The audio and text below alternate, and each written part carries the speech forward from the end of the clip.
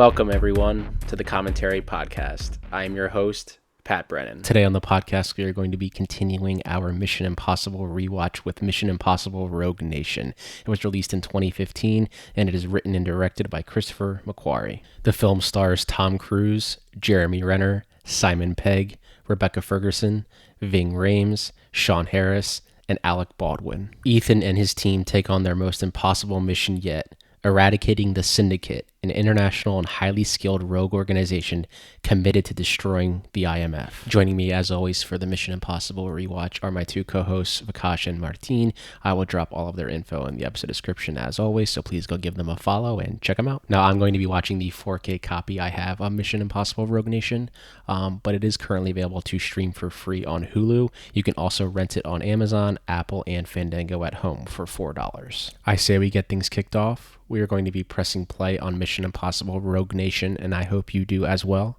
In 3, 2, and 1. Yo, this movie's kind of terrible. I swear. This might be the worst one. I know, I swear, man. Like, they don't get better than, they don't get better than Mission 2. Dude, people were going to bat for Mission 2 this week. I was like, Which is fine, but like this one, I'm telling you, when I saw it in the theater, for Mission 2 lately, it's fucking hilarious. off the jump, I was so invested in Mission that all my friends ditched me. They're like, hey, we can't go see this movie on Thursday on premiere night. I'm like, okay, that's fine. 7 p.m., I'll be in that theater by myself. And I will tell you, this movie had me. It was such a great time. And I just keep seeing movies for the last 10 years by myself just because my friends, couldn't be cool Like about it. everyone has an experience like that where like you had plans to go see it with someone and you're like, you know what? I don't even care. Like I'd just go see it alone. When did Joe this come out? Kramer, this score right 15? here is so good. When's it come out? 15? Yeah, 10 years, bro. 10 years in July. Damn. So some I Is that will right? say I think this movie and Fallout have the best, like, you know how there's like the titles that show up for the locations? Bro, I it's think amazing. Those two are the best ones. Dead Reckoning is- I don't like the Dead Reckoning ones. I love the Fallout and these are I was rewatching this and I was like, yes, this is everything right here. Having the opening scene be the major stunt that they were Showing like, in the trailers. promoting, yes. The marketing, Mhm. yeah. The ballsiest shit in the world. But honestly, I kind of It's respect my- it because I think the way that I see it is that Ghost Protocol yeah. it doesn't fall off for me, but it takes a step down as soon as we pass the Burj Khalifa sequence. So it's like if they just get this Yeah. out of the way in the first 5 minutes, they're like, Mm-hmm.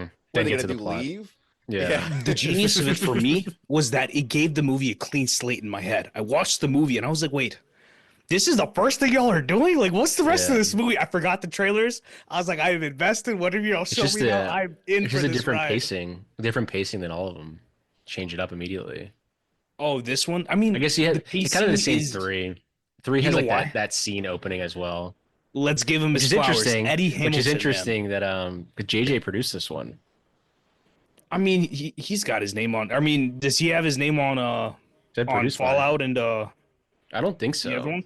Does he? Okay. I don't know. I just assumed Bad Robot was in the cut somewhere. Yeah, Brad Rudd was on this, and then when the titles came up, I said produced by J.J. Abrams. I was like, oh, I didn't know he produced this. You know who that is? That's Gracie Abrams' dad. For you, if you didn't know that. The tension here is fantastic. It's perfect. Ethan. And it's like it's such a and They we talked really about hold on family. to like even Tom showing up like right here. Yeah. They did a good job of introducing him. They're like, oh yeah, there he is. Let's go. They also make Open it seem the like they had door. no idea Ethan was going to be there. Ethan? Where are you? Bro. Crazy man. Remember when he was just standing on top of that BFI IMAX? And no Yeah. one knew how he got up there. They said that we don't know how he got up there. in the I article. mean, there's a way to get up there, obviously, but They it's released awesome a that he picture of did it that. today, like a video of him promoting it. Yeah, it's a video promoting for IMAX and just going to go see the movie in the theaters. Yeah. How many times did he do this stunt? Was it 5 or 6? I think it was 5 or 6. I think it was wasn't about 5. I don't know. So when they The way that McHugh compares it to he compares it to the right stuff. Like the night before he did this the first time, they're like, guys, y'all have 3 to 4 days to shoot this, and he was like, he and Tom like got there, and it was like the right stuff with like the lights on the A400, A300, and they're like, yeah, this is crazy, and Tom was scared, but he did his thing. Yeah, he had to use like special contacts because it was like he couldn't see with them on. He said, He said the problem that no one really knew was like the exhaust fuel, like from the "Yeah, like that was really intense. But I mean, the results speak for themselves.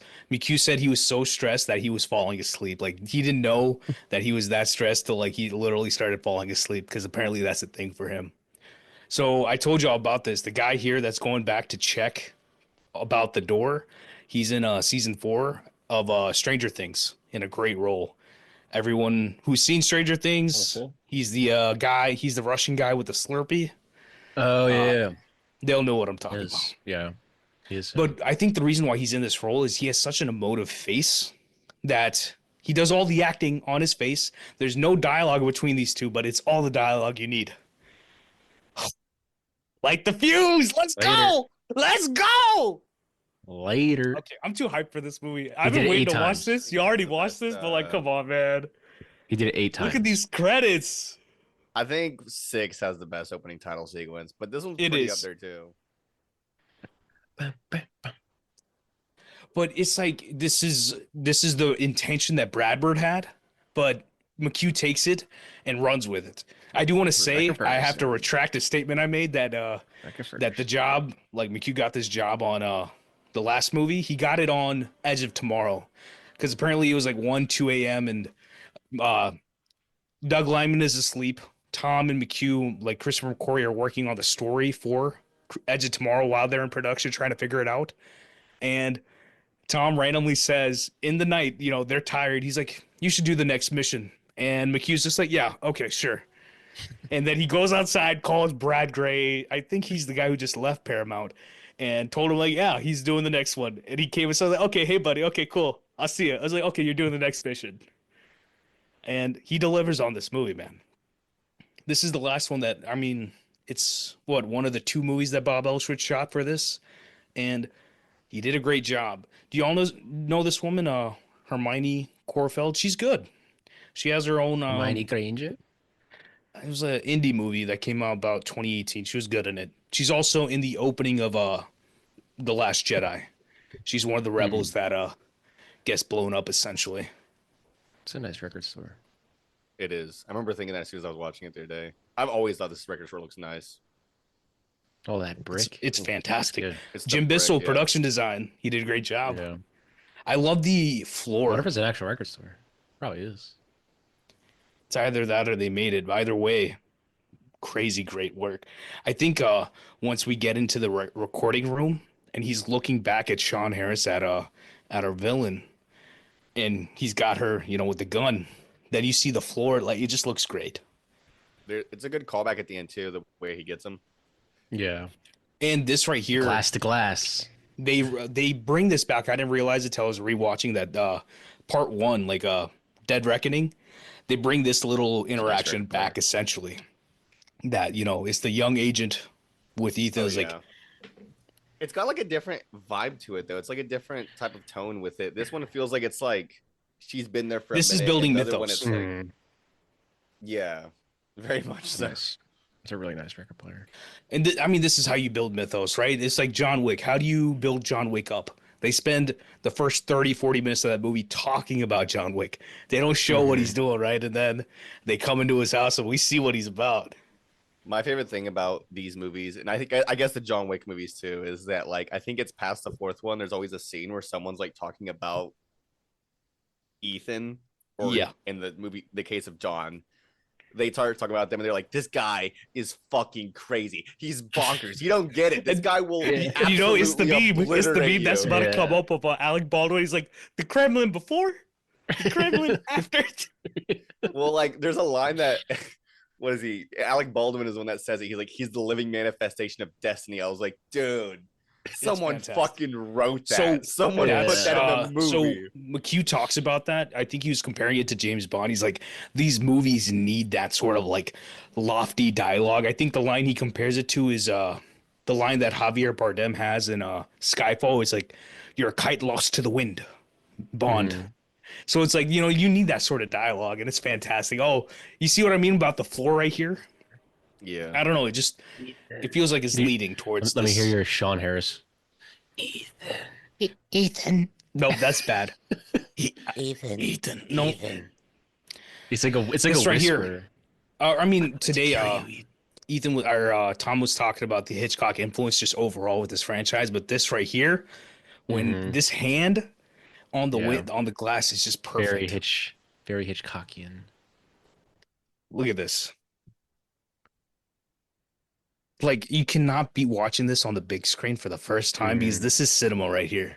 It really is. Like, Psycho. look at that. Come on. Come on. This is why we make movies.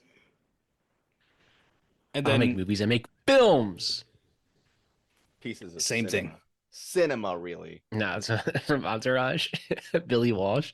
He and goes, then we make you know, pictures. he goes, I hate the word movie. I don't make movies. I make films. That's all he says. Then he walks away. So Fucking Entourage. McHugh and Tom were like, yeah, we were dead set on not including the syndicate, even though we talked about the syndicate out like at the end of Ghost Protocol. And they're like, Mhm. yeah, we just like that was just the best thing that we could do. They See, thought to about a me- bunch of other things. To me, this could have been Lawrence Fishburne when I was rewatching it. I was like, "Where's Lawrence Fishburne at?" You're right. But he's not like the role is just completely different. They needed an Yeah. antagonist that I did becomes mention one this of them. today. We were texting back and forth, but Jeremy Renner's character, I think, doesn't show up till. I mean, I guess he shows up. Like he's already been in the movie, as we're seeing on screen. But his No, I was gonna presence say doesn't really feel like it's there until like an hour. Till halfway through. Yeah, I was just about to say. I remember you saying All that this he stuff with is, him like, and Alex Baldwin in sidelined. this courtroom, Yeah. it's good. I like what it's doing, but at the same time, like it feels like it wastes an hour when it could be maybe 10 or 15 minutes of just them doing not even just them, but like up to like the 10-15 minute mark, and then we move on. He can go do something Yeah. with them, but it just feels like his character just not there. Yeah, he's very sidelined.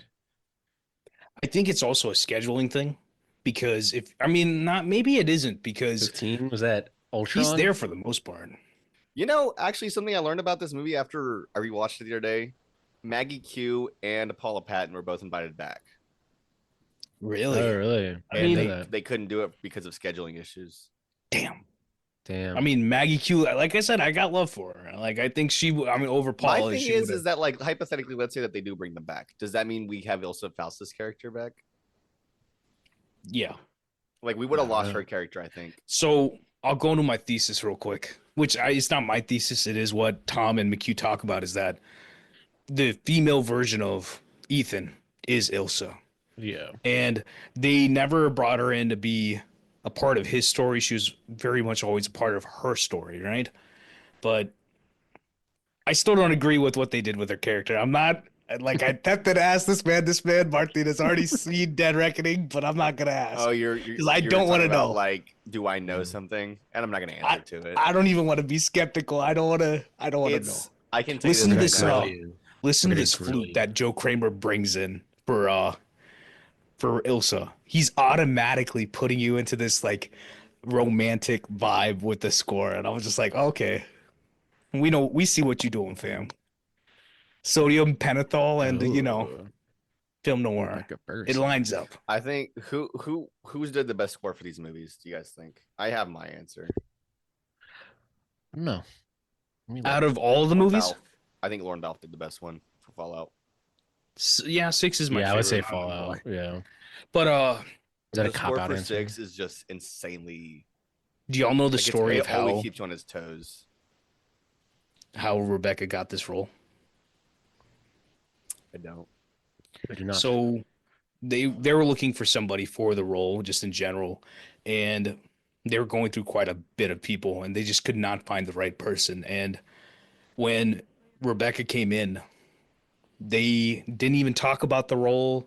They didn't do anything. They were just talking with her. I think Damn, Tom was good there jump. beforehand, and Tom and Rebecca were just talking. And when McHugh came in, they're just like, "Oh, this is it. Like this is what we've been waiting for. Like we just know that she's the person. She's the one who feels like Ingrid Bergman. Am I Yeah, they She does have actually. an I read about this. she Actually, does and I have an think it's Ingrid funny. Bergman look. Yeah. Yeah, that's what it is. Okay. Sorry, it's been like, a year since I No, listened I to actually, that. funny So enough, I do remember that exact quote. Like reading that since you're mentioning it. She does have an Ingrid Bergman. She has an old Hollywood look in this movie. How Very old Hollywood. I had to look this up the other day because I couldn't believe it. How old? And if you know the answer, don't say it. But how old do you guys think that she is in this movie? 35. 32. She was 31 when they shot it. She was 32 Damn. when it was released. Dang. So Yannick Looks Venter very here. good for her age. This man was just supposed to be in this one scene. And then they liked him so much they brought him back for the scene after the opera and then obviously at the end of the movie. Mm-hmm. Which they didn't have the end of the movie figured out, so it's like, they just really liked working with Damn. this guy. And The obviously movie, he and Rebecca's character, Ilsa, they have a story that gets resolved pretty well. I thought The this movie guy before outside this- the door always looked like Toby Kebbell. her movie before this was Dwayne Johnson's Hercules. She had Yeah. a show. She was in The a show. I show. forgot the name of it, but she was definitely in a show before The this. White I know what you're Queen. talking about. It's like an old. Yeah, like, that's it. The White Queen Oh yeah. And yeah, then that's what it's called. like an it's old like fantasy what's show. his name? on Stars. It's same year. Stars made like a bunch of those. What's his Queen name? show. Why am I forgetting his name? Who's the guy in Bridge of Spies? Mark Rylance. Mark He was Rylance. in Wolf Hall before he was in movies. I was just like, Mhm. come on. Same with also in Wolf Hall. What's her name? Was the Crown? I forget her name. The action here, Mhm. fantastic. I remember when this was announced that McHugh was doing this, and I'm like, they're gonna take everything they did on Jack Reacher and just multiply, and they've really delivered in every sense. And ever since, I think they've been delivering more and more. I mean, maybe the quality of Mission 7 is not as great as Fallout for me, but they're still doing, innovative work for themselves. Yeah. I think it's very hard for me to not like a Mission Impossible movie. It's What not about the about second one? not liking it. It's just like the Got emotional. a 3 out of 5. Yeah, but it's like the emotional punch of like Fallout is Oh, the yeah. best that they have of all these movies. For me, so far. I say so far. We will know within a week, I guess, in the calendar days or 2 weeks that, if that's the truth or not. I think it'll probably stay true. Is that Wade Eastwood outside the door? Do y'all know who Wade Eastwood? Eastwood is? Clint's Wade Eastwood, like the tenth stunt, son? the stunt guy. Let me see when he comes in. These two, automatic chemistry. But I think that like Yeah, that's a great line. We've never met before, right? That's a great line. is that what you say to all the girls? Yeah, You especially don't? if you're. Yeah, we've never I think met that is before. Wade ass Eastwood whooped. right there, the bald guy right there. So when it comes to stunts and any of these stunts that they do in these movies, it's him that's doing all the coordination for that. And he's done a bunch of other stuff. If you go look up Wade Eastwood on IMDb, you're gonna be like, oh crap, like this dude is like one of the best at his job. Wade. Is he a relation to Clint? No. No relation.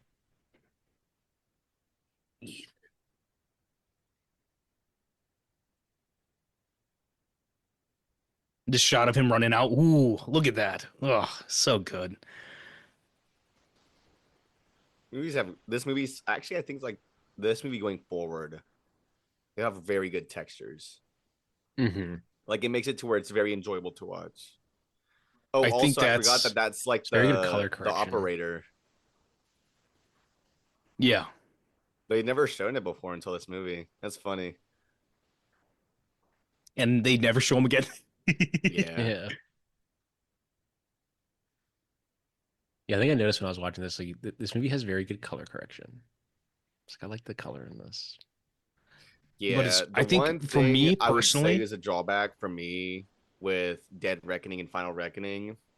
Digital. They shot digital. Visual. Well, not even just that. I think 5 and 6 just look gorgeous, but Dead Reckoning 1 6, and 2, Rob Hardy.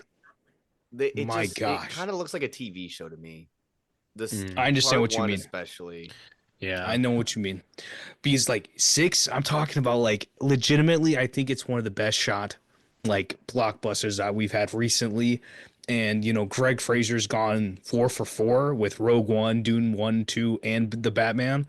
And Mission 6 is definitely right up there with those, in my opinion. There's probably some other ones that I'm not thinking of at the moment, but they're definitely all together in the same like top tier. Just because you That he make big shot? movies doesn't mean you can't have, you know, artistic, you know, relevance, you know, prevalence there. Oh, guess what he shot? Greg Fraser. Take a guess of what he shot in What do you He mean? shot a few things. 2012. Yeah, Snow White and the Huntsman. I've been a fan since. No. If you're talking about Zero Dark When 30. was the last time you saw him in live? Yeah, Zero Dark 30. He shot Zero Dark 30, I know. And then he shot Yeah, I was trying to get you to say the Foxcatcher. line. When was the last time you saw Snow You saw- White and the Huntsman? When's the last time you saw Ethan Hunt? That's what the movie's talking about now. When was the last time you saw Sleepy? What are the names of the? When's the last time you saw Kristen Stewart? What are the She's names of the directing a dwarves? movie. She has a Hold on. movie premiering at Cannes, right? The Chronology of Water, I think. Yeah, something like that. Isn't this technically premiering at Cannes? This is Think what you're so. talking about. Hunt is both the The last one. arsonist and fireman at the same time, right? Mm-hmm.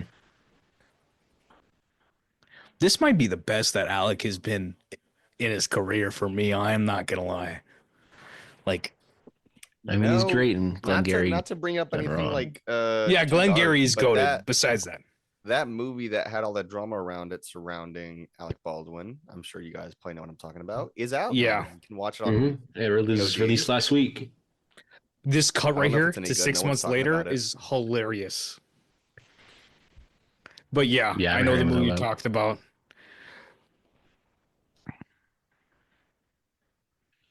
Wonder how much I that feel like- shot of the CIA building has been used. Like, it's probably the So- same stock footage. length Y'all see the CIA Chinese building. woman there, right? It's probably like 30 minutes of footage where they Yeah, just cut it out whenever they scrolling want. around. Yeah. Y'all saw Just, like, y'all take saw the it, we don't Chinese want it. woman inside, right? They literally just put her in because, you know, she's a big star in China, essentially. And she has a credit within the opening credits because of that. That's why we see, you know, Alibaba and the other Chinese producer name. They had her put into the movie. She doesn't really have a crazy pertinent role, but, you know, she's definitely there in the movie. She was standing next to Renner. That's her over there. I see her. There she is. She'll be Yeah. back in the interview that Benji gets. I remember that. I forgot this like Kinda jumped like how he in looks time a little bit. Yeah, I forgot. I was like, oh wait, is it kind of jumped in time a little bit? Tom was talking about it from McHugh that he's a great editor just for himself. And obviously, if you're a director in general, editing is the biggest thing that you need to do, even before you get to the edit bay to get your work done. Do they use the same editor? Eddie did this. He did 5, 6, 7, 8. He did Top Gun. I actually yesterday they dropped a trailer for F1 again, and I wasn't even worried about the trailer. I went to the IMDb. I was like, I don't think Eddie edited this, so I'm like, I'm less excited for it because Eddie Hamilton. For It's just anybody Top Gun listening, on the he's racetrack. fantastic. Looks like it's He- shot just like that Grand Prix movie from like the 60s or 70s. Yo, You know what I'm talking about? Halo drop real quick. Oh yeah. I like this because this would be the truth. Because like, I mean, nerds be nerding, you know. You're talking about the Him playing Eva Marie Halo. State, James Garner one? Grand The Prix? Grand Prix movie? I think Yeah. so.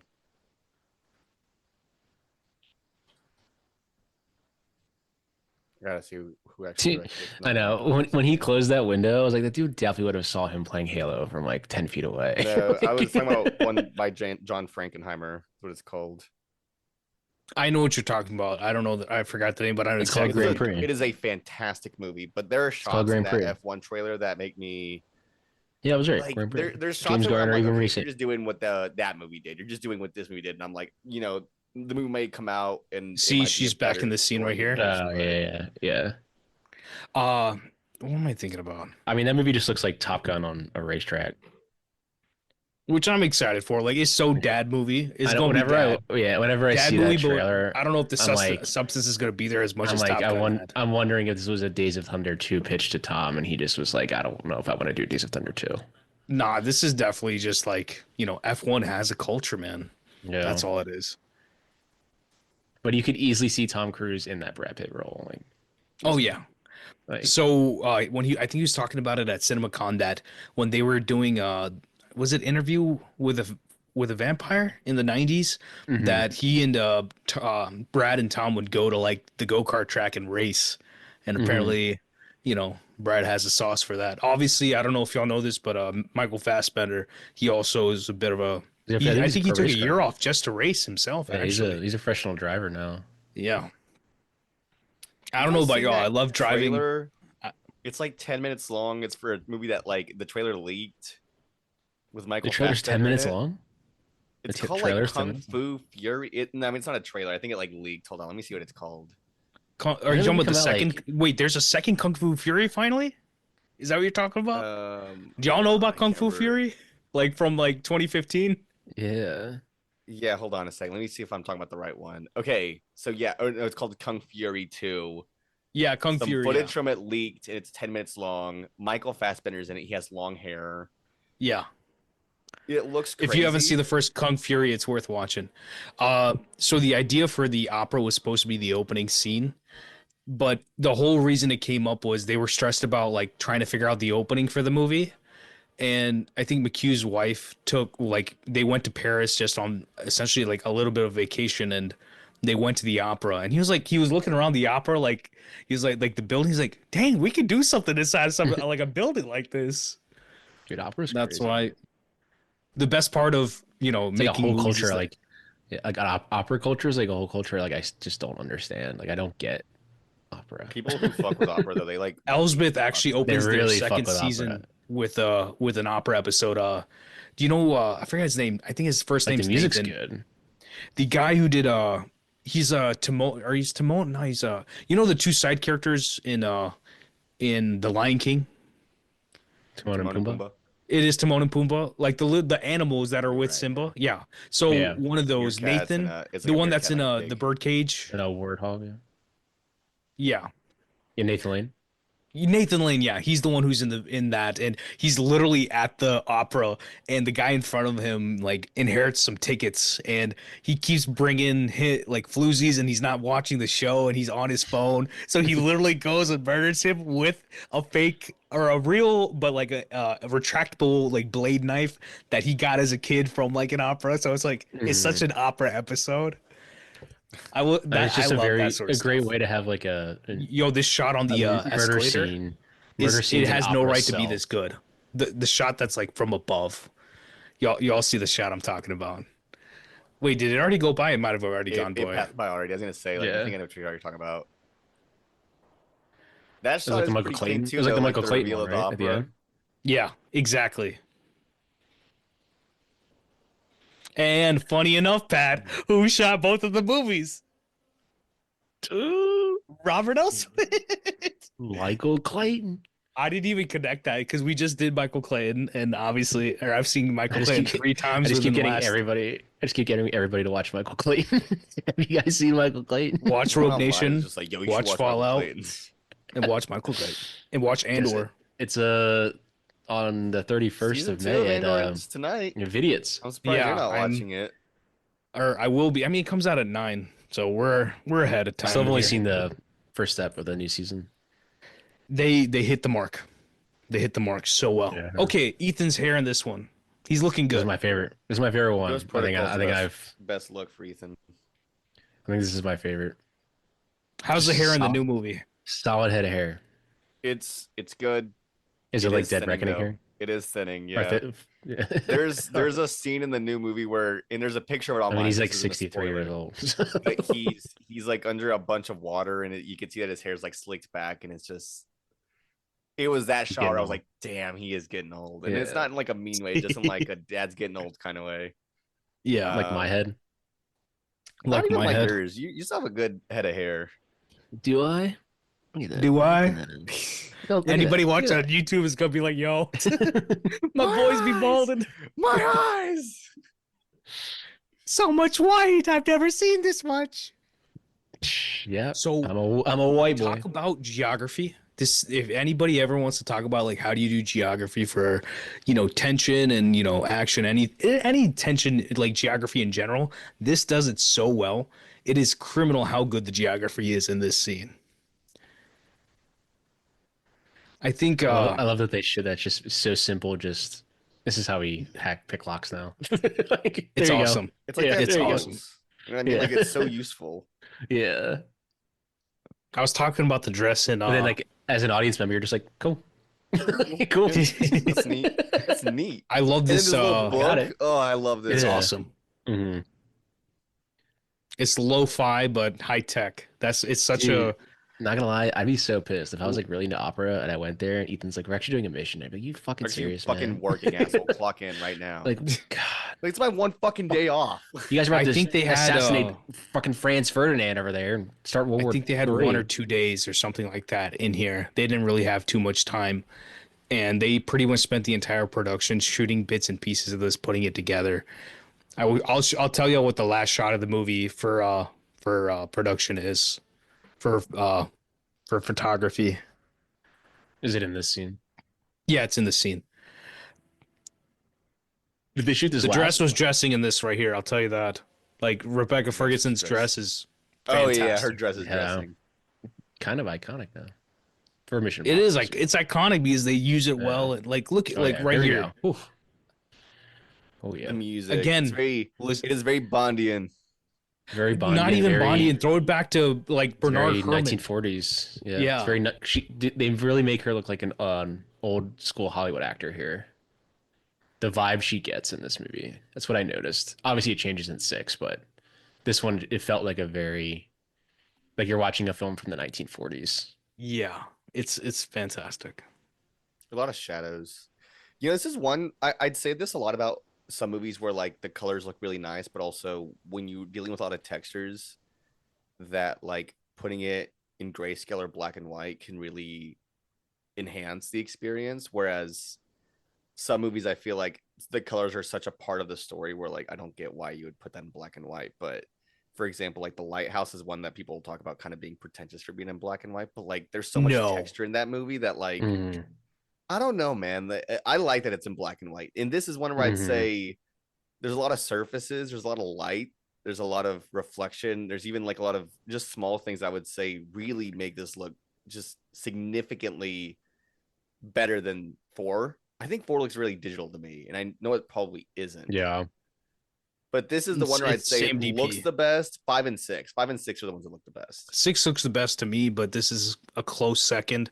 And then the first movie, Yeah.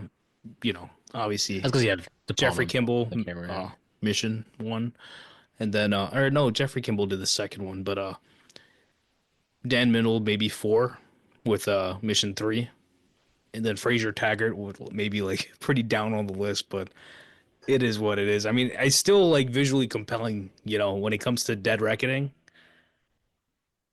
It's just you don't have the sauce that you have in 5 and 6.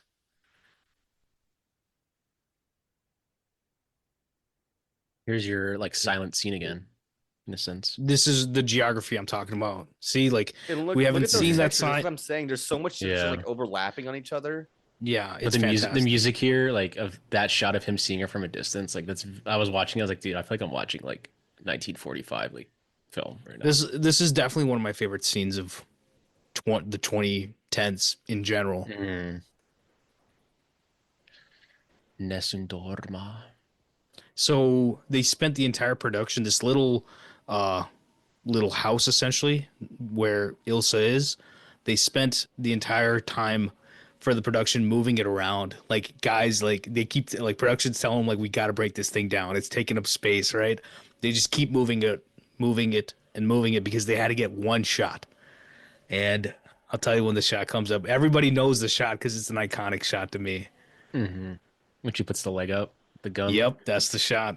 That's the last shot of the movie. Yeah. Is McHugh was like, we got to get this shot, and he's not wrong. It's like They take out it's half the, such take a out the wall. oh, that's I was saying like I feel like this is what another movie where it is not quote unquote silent, but it is silent. Like there's not really a lot yeah. of dialogue being said. You're right. You're right. And but that's the thing. Same There's type of- also type of- like a there's stints in Fallout where there's one of my favorite chase scenes where they're copying Ronin. It's the chase in Paris, and there's barely no dialogue in that. But like, the whole story's playing out brilliantly. Mm-hmm. I think Sean Harris has one line. He's like, "Interesting," when he sees Ilsa. Yeah, he was also like he does a point weird out that it's Peter Ilsa. Lorre. He says, he goes, that was Ilsa, and then Tom is like, shut up. And he's like, Ilsa. Yes. And I like half his ears like shot off because he didn't fucking move when she shot at him. He's like a weird like raspy Peter Lorre voice. Yeah, that's a good comparison. What was I gonna say? I think what works about this scene too is that like kind of like you're saying, Vikash, where like it's visual storytelling, there's not any dialogue happening, but we both know what he's after, and we see that the other guy is already there. So Ilsa showing up, the minute that he points the gun at her, and you see that he's trying to make a decision on who to like shoot, and then you see him shooting, like looking at the I think it's the prime minister, chancellor, whatever the dude. It doesn't Chancellor even matter. Palpatine, prime minister, whoever it is. You know that he's immediately like, oh, he's gonna shoot him, but not to kill him. He's gonna shoot him so he can move, and then essentially not get this other guy killed. Yeah. Yeah. Here's like your comedy. I love these. It's fantastic. Like, this comically large man. It's the best bit in every like, action he movie. just like he just looks at his shoulders like, oh Jesus. He's probably only like 6'2", but like he looks massive because I'm not joking. Not very tall, I think Tom is like 5'8", so he's probably like 6'6" or something. This shot right here is definitely like a pickup, but it works. I think they probably just couldn't get Sean Harris there, or just timing thing. Like I said, in general, that they had 1 or 2 days there in the actual like auditorium where they shot. I think I'm wondering if they were in Budapest. Looking at it and like that could be a studio note being like they need to know who's looking at it. Could be a studio note because they could have had in the edit where he just saw the eye and then the phone and then them not this shot right here. Phone. This is the last one. Martine's talking about shadows, right? Look at the shadows. There you go. Beautiful. 6 and even I'd say like. I guess this one is too a little bit. But to start World War One, were like shit. Oh, especially the new one. There's like a lot of shadows with like the light in their eyes. It looks really cool. Looks like you're watching like old spy movies. It's a lot of fun. Yeah, this whole bit's like here's just like the comedy of these movies. Like, oh god damn it, not again. Actually, but it's Benji Tom doing it. Talking about this movie, he's talking about Harold Lloyd and why am I forgetting his name? Charlie Chaplin. Buster Keaton. Yes, Buster Keaton, like the old physical comedy, silent movie classic physical actors, and he was like, "What I'm doing is I'm just trying to do that again." Like there's a physicality that is essentially not it's being like a explored. It's a silent scene in quotes. It's and he's talking about it just in general with the stunts that he does. Fucking knockoff Terminator. What you're saying is essentially that's like they're being made for laughs to an extent, and they are, but that's also like knowing that he's the guy that does his own stunts makes it significantly more intense. Like I don't think me watching Final Reckoning the way that I did last night, I would have been stressing out as much as I was because I was like, I know he's doing this. There was one shot where I looked he survives too. I had a water in my hand and I was like. So when I saw Top Gun Maverick, I brought like a metal bottle with me, and the way I had that bottle, just like I was gripping that bottle the entire movie, like just whenever it got intense, I was just like, okay. And I remember just gripping the bottle, and I wasn't letting go for like a hot minute, just because it's like the intensity of what these guys do. And I was talking about Eddie Hamilton, what they do with the editing and the tension of the writing. It's always delivering. So.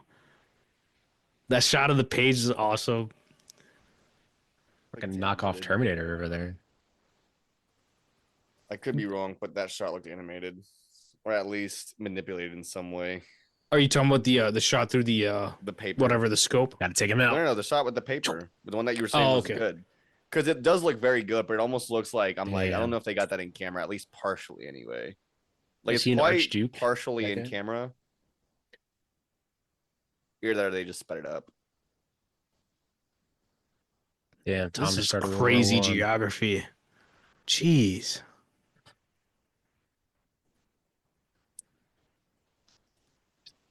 Edgy. It's like that shot in Tenet. Yeah.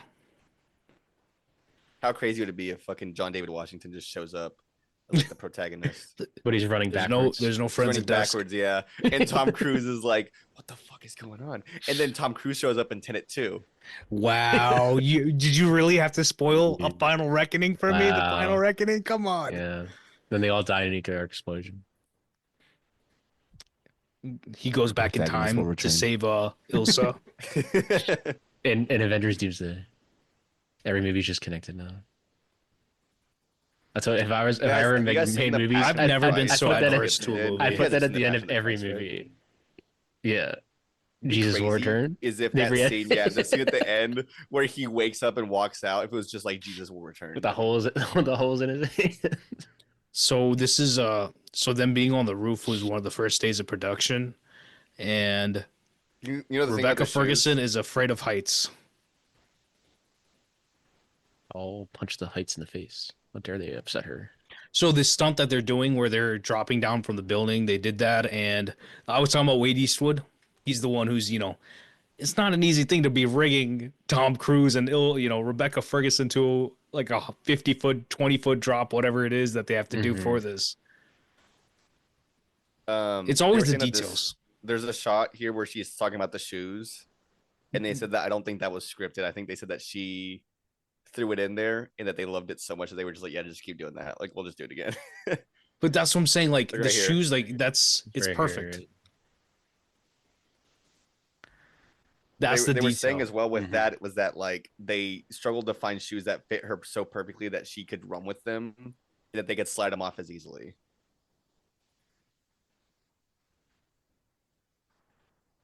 One hell of a stunt right there. Especially with the camera. My favorite part of these movies is every fucking scene where Ethan almost dies over the smallest shit, but then the guy hangs on the side of a plane. Yeah. And he's just fine. It's a very Indiana Jones thing. Yeah.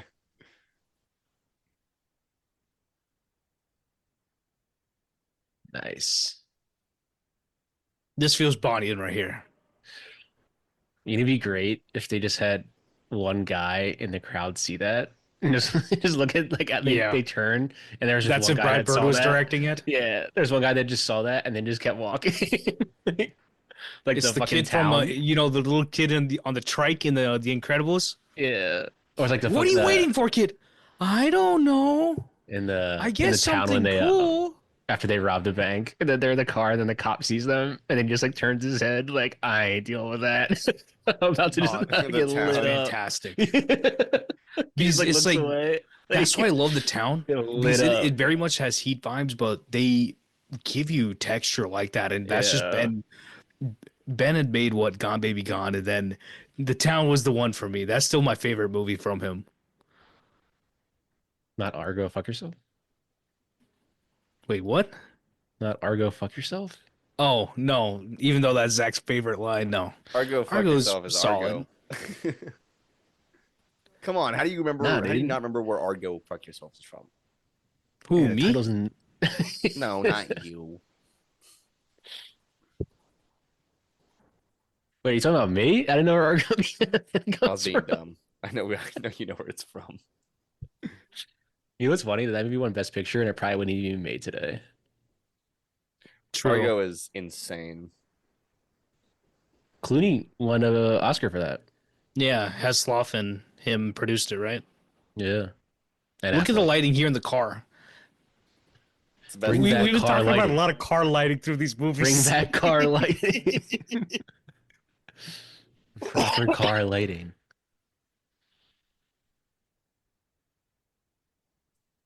the light hitting the mirror on Benji's face really sells it too.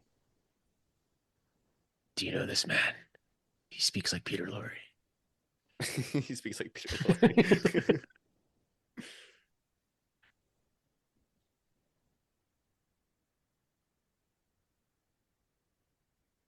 I always wonder, and like, wouldn't this like shootout make the news? Like, Oh, 1,000% it would have. yeah, like With the amount of cameras there are now, someone Eden's got a face would be fucking all over the news. But I guess it's part of the IMF is they can get that scrubbed. Security cameras don't exist in this world, Yeah, except when like, the entity exists. His face would be all over.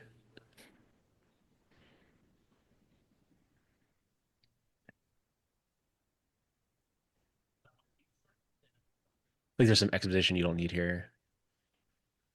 He just explained everything that just happened. We just saw it.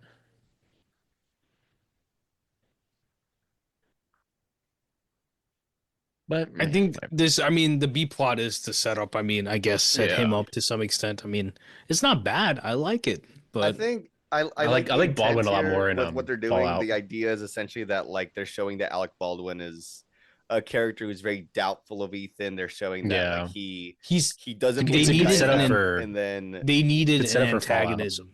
That's all. Yeah, exactly. It's like a second. Each one of these has it. There's like a second character who's like a second villain. Yeah, and then towards the end of the movie, train they're going trying to stop by. forces. They're like, oh my god, Yeah. like they end up joining forces. So, like the end of Dead Reckoning Part 1, you have Shea Wiggum's character who's essentially trying to get him the whole time. Same thing with like Palm Clemente. Like they're both after him, and then they both realize like we're both on the wrong side. My man Shea Wiggum. Shea Wiggum. He's got a beard now. This is the scene I was talking about, I don't know, 2 movies ago. Yeah.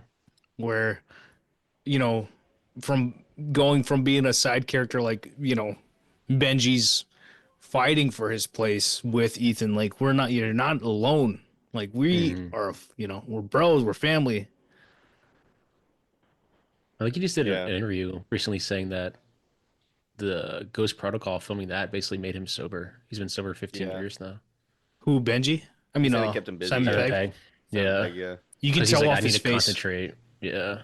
Because in the third one, he's just sitting behind a computer. Like the fourth one, obviously, he's in the field now. It's more serious.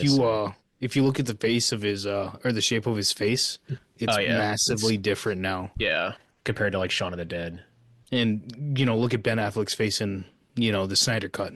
You can see, and you know, not passing judgment on anybody. It's just, you know, alcohol is, you know, one hell of a thing.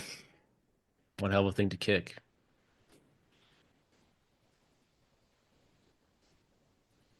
That was him. Go back. That's him. That's knockoff Terminator. Knockoff Terminator. So this is essentially, you know, they're redoing the scene that we have in the train car in the last one, except I like this scene a lot better. It's a bit more intimate. It's just them two. It's like they're delivering also, a lot of. It feels a little bit more because, like, with him in Ghost Protocol, it feels like Paula Patton's there. Doesn't need to be. Jeremy Renner's there. Doesn't need to be, but he makes more sense. Them both being here in this one, it's like, okay, we've seen you since 3 and 4. And the fact that you were able to trust him enough to go out to the field, like that's why you're here. Yeah. And he does make a very good point. He gets very into the scene. I think the great thing here also is that Ethan is the one explaining it to Benji. So it's like the other way around, mechanic of the exposition is fantastic. And it's like we're learning that whatever the syndicate is doing, this is insanely terrible. Like these are this right here, this little monologue, these lines. A Rogue Nation, cut the check. We're done. Okay, nice. We'll see you all on the next one on Fallout. Bye, guys. That's when in the theater you turn your like nice a Rogue Nation. Yeah, you're right. It's like now he's explaining. We talked about this, that they made Spectre the same year. I think Spectre came out in the fall, and I definitely saw it after this. I was like, yo, like Mission Impossible is so much better than James Bond right now. And that is, it feels egregious to say, but it's the truth. And within one movie, within this movie, they have better, you know, like women written characters just in general compared to Bond. Well, there was another Bond for 6 years after that, right? Yeah. Yeah. That was the last Wow. one. It's one of the bigger gaps. That right there. I think COVID also didn't help. Yeah. This reaction from Tom is fantastic. Okay. Okay, like chill, Yeah. bro. Okay. Okay. Look at his face. You Yeah. know, it's interesting Okay. though. Okay, cool. Yep. Okay. We Man, were I talking love this about movie. Mission Impossible and Spectre and kind of comparing them. Which one do Yeah. you guys think made more money? Spectre. Pat, I said Spectre. can we guess Is it? how much more? Because you guys are both right. 300 I'm gonna say million. this movie made. I'm gonna say this movie made 500 Yeah. million, and this Seven. and Spectre made 6 or 800 7. million. So, Spectre. Okay, actually, I'm gonna say Mission Impossible first because it's less. Mission Impossible: Rogue Nation made 688 million. Damn. Did Spectre make a With billion? change. No, it Spectre made like 800. 879 million. Yeah. Damn. It's crazy the amount of pull James Bond used to have, man. That is Bond. And on top of that, don't forget that Skyfall made was a billion. Yeah. And they came right off the good laurels of like a massive, massive success. And Which is a big Protocol just was Quantum working off Solace, of what, it was a 4-year gap? yeah. 2011, 2015, yeah, so like 4 years And ago. then 3, and then The next one 4, after this was 3. 3, and then 2. well, Dead 3 Reckoning talked had the about it. unfortunate 3, then luck of being made 5, right as and COVID was then happening. 3, then 5, then 3. Sean Harris told McHugh, like, I'll be in your movie, but you gotta kill me off. I don't want to come back. And obviously, he brings him back.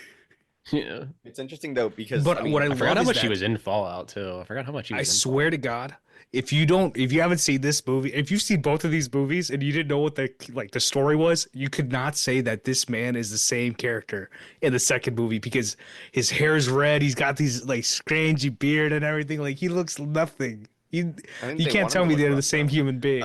I think I like the idea of Prometheus. him not dying at the end though, because when I was watching it recently again, like for the pod, I mean, obviously this is the end of the movie, but spoilers if you haven't made it to the end. Um, the shot of him inside that glass cage and them just like around it, like with this level of satisfaction, Mhm. it feels almost better than seeing him just die this like very Yeah. quick, painful death, like all the movies. Like you see Philip Seymour Hoffman's character die, and then it's the what's his face, that the Russian dude in the fourth movie. And it's like this is the first one where they don't kill off the main villain, and it feels very earned in a way Yeah, that's that's like true. we're not just gonna let It's you a die, die dude. before Like, that. we're going to It's a genius bookend. It really is. Yeah. That put him in a box again with Because the smoke. he wanted to die. It's like if you ever got like I want to die. I don't want to fucking be captured here. No, I'm But it is fucking again like you were saying, Vikash. Yo, and as I Casablanca. pointed out earlier, it's a callback to the opening scene where he's like in the booth. Yeah. Wait, where's the Humphrey Bogart? Ingrid Bergman. I Here love you go. I love the Casablanca. detail of this, of the sheep. It just feels automatically that you're in a different country. They did a great job with wherever the set is. This location is fantastic. You don't think that they would have done better if they just color graded it like kind of yellowish? That's This, how you know it's not in the United States. That's how you know you're in Mexico. Yeah.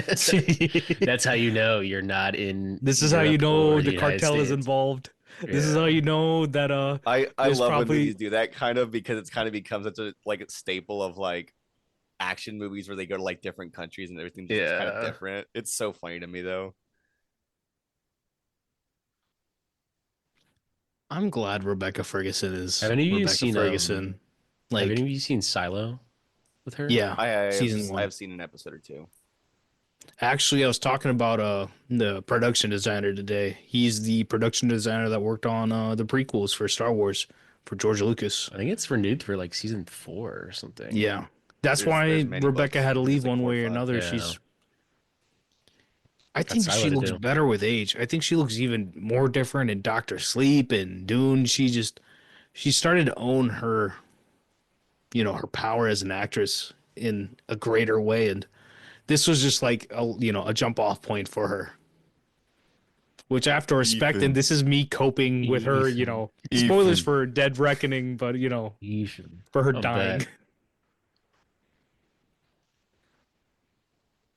But yeah, they do really sideline Jeremy Renner. I mean, it could have been Ultron scheduling conflicts the same year, Very right? much. 15? Is that Yeah. 15? And they had Yeah. they had a weird production with that one too. Like they could have probably only had him for like a week. So if this is CG, like if this is a green screen, they did a good job. That's definitely a green screen background, yeah. But like it is so far away, like the depth, like you can tell a little Mhm. bit here, but besides that, it looks really good. You can tell in this shot right here. When But it's on this one Renner, you looks can tell really good. more. Like the shot of Ving looks better than the shot of Renner. Yeah, But Renner that you can also definitely could be tell. timing. Yeah. You never know. That might just be like a like a Yeah. stand-in or something. They just put them like they could have them in the same room or something. They just put it together. They do that sometimes. Get your double. Renner's got to They'll do go. that. Yeah, stand-in if people can't Mhm. like whatever. If they can't stand each other. Or if actors are just an Especially if you're asshole. working on a Yeah. show and people don't get along, you don't want to get them to the Yeah. later The season. the big reason for stand-ins a lot is really just that they have so many shots that they have to get with somebody specific, and sometimes they just don't have Yeah. enough in a day. Yeah. There's And for nothing wrong with a setup. stand-in. I mean, Yeah. like if I was doing a double movie, you sure as hell gonna have a stand-in. I don't want love to shoot that the he same handed him scene a twice. folder with just 2 fucking drawings. Here, this is all we got.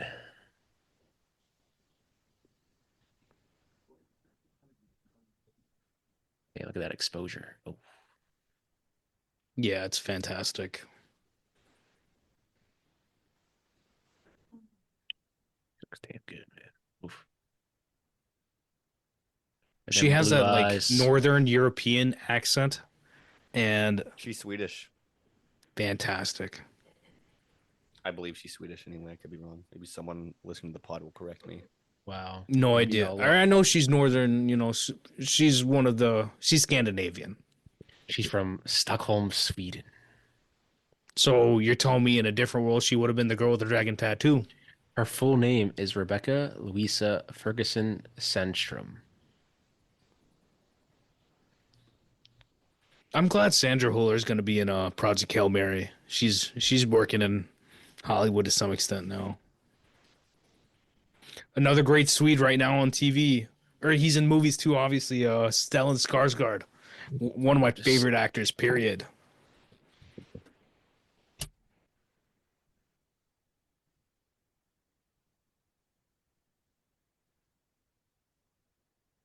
And all his sons are actors now. So y'all were talking about in Mission Impossible 2 how when Anthony Hopkins is talking about whatever he was talking about, I forgot. But if he was talking and they cut everything together like this, Yeah. I think I then even it said would be that during the pod too, where I was like saying that if they had no, just you're cut it that's what I'm saying. together I'm while they bringing that were- up like you were talking about it. Yeah. Instead of him just explaining and them staring at each other.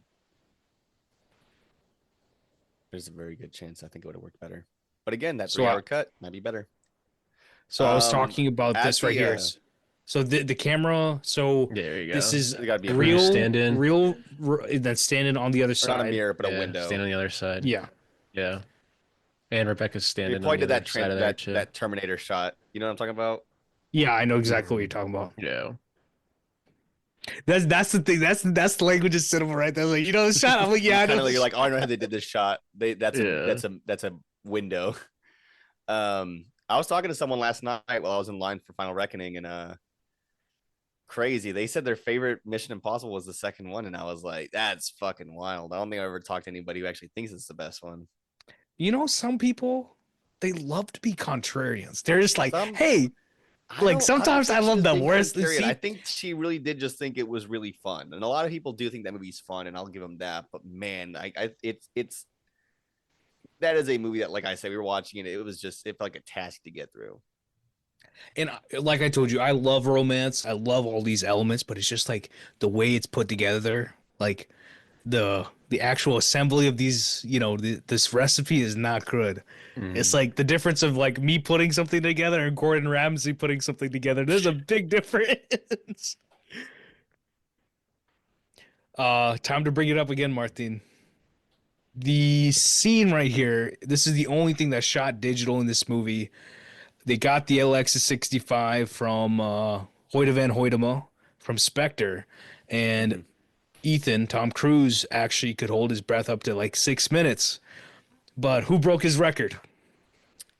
Kate Winslet for Avatar: The Way of Water, a James And Cameron film.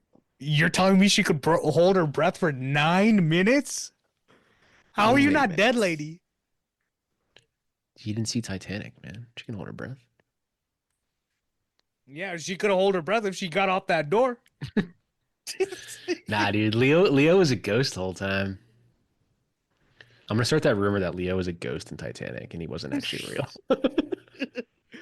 The entire time, like he's just sitting at lunch with a bunch of rich people, and he's just like he's just the ghost. Have you seen how they shot this sequence with him underwater? Because it's interesting. Yeah. It's all on a green screen, but it's underwater. I remember when this was coming out, they were promoting that scene a lot. Yeah, it was like the water thing, and then the airplane, yeah. The airplane one. Which What's is your funny, favorite because sequence in the movie? mentioned It was when the airplane one, but my Avery, when we watched this movie, she says that the one that she finds more impressive is the water sequence. And funny enough, we walked out of Final Reckoning yesterday, and she said the same thing about Final Reckoning, because there's obviously you guys know that there's marketing it right now. There's a water stunt too, and she said the same thing about that one. She was like, "That's the best one, even over the planes at the end." So your favorite one is the water one in this one? Again, another silent scene. I'm trying to think of what my favorite action sequence is in this movie. I think it is the chase in Morocco, like the motorcycle chase. The one that's about to I like happen. the motorcycle chase over the water. I think the water one's not bad. It's just between the three sequences, I think the plane, highway, and then water. Yeah. And I enjoy all of them. They're all good, but it's just like I think the most story being told is with the bike one. So that just kind of edges out a bit. Yeah, I think it's probably the longest scene too of them. Funny enough, I was listening to Chad Stahelski talking about shooting in Morocco for John Wick 4, or no, John Wick 3, and they're talking about how they had just like a bunch of stray cats everywhere, and they're by a port because like the fish smell and the fish that like the dead fish, they were essentially just cats everywhere. They built entire like little houses, little cages for cats so they wouldn't come on set because they had the dogs and all that stuff too. So, I mean, shoot on real locations if you can. But then again, in that situation, what are you going to do, right?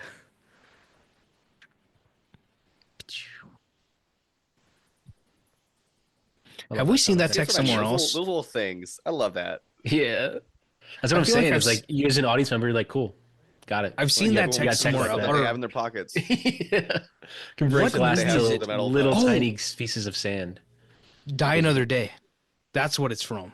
You know the ring that James has in that where he puts it against the glass and he can break the glass? That's what it is.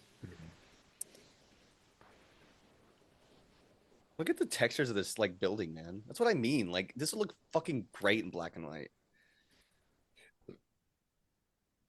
There's so many layers to everything. It looks and it's so a very good. visual movie, like the storytelling just overall that you could tell what's going on. They don't talk unless it's really absolutely necessary to film the plot. Which is That's funny what I'm saying. because For the scene here is why they do that? Another silent scene. They do that because half the time they don't know where they're going. Yeah. There's like, we got to do this. Like, we don't know what's going on. Like, we have the plot mechanics. We don't know what the story is. They probably don't even know what he's going to get from inside. Like, that's just what they do, which just baffles me. Dude, let me get one of these suits. Even though I don't swim.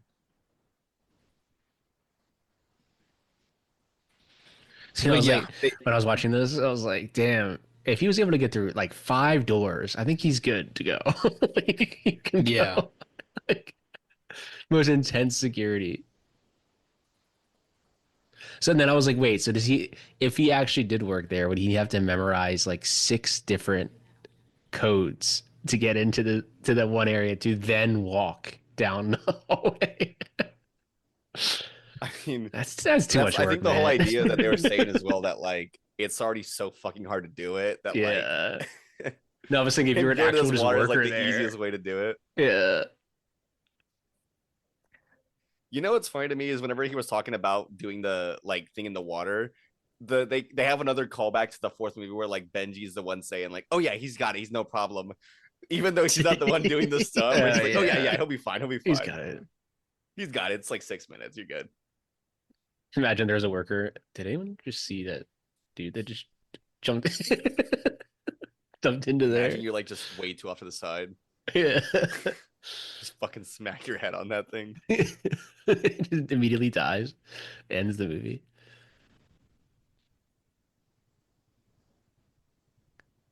I, for the life of me, hate opening locks like this, like like a locker lock. That's what I'm saying. Like you have to memorize essentially But I'm like talking about to the 5 point where different like like digit codes. Like what if you didn't get it right? like in So, high school, I I would kinda hear where literally you're coming not put a from. lock on my locker. I hear where you're coming from, but I think whenever you have a locker that you use so regularly, you remember the like the numbers without really remembering, if that yeah. makes sense. Because I couldn't tell you what numbers like my thing were, but I could always like do it right Just tell it without right, thinking. yeah. It was like muscle memory. Like the number's the easy part, but for me it was like, you turn forwards and then you turn back and then you turn directly to the next number past this thing and I'm too lazy for this.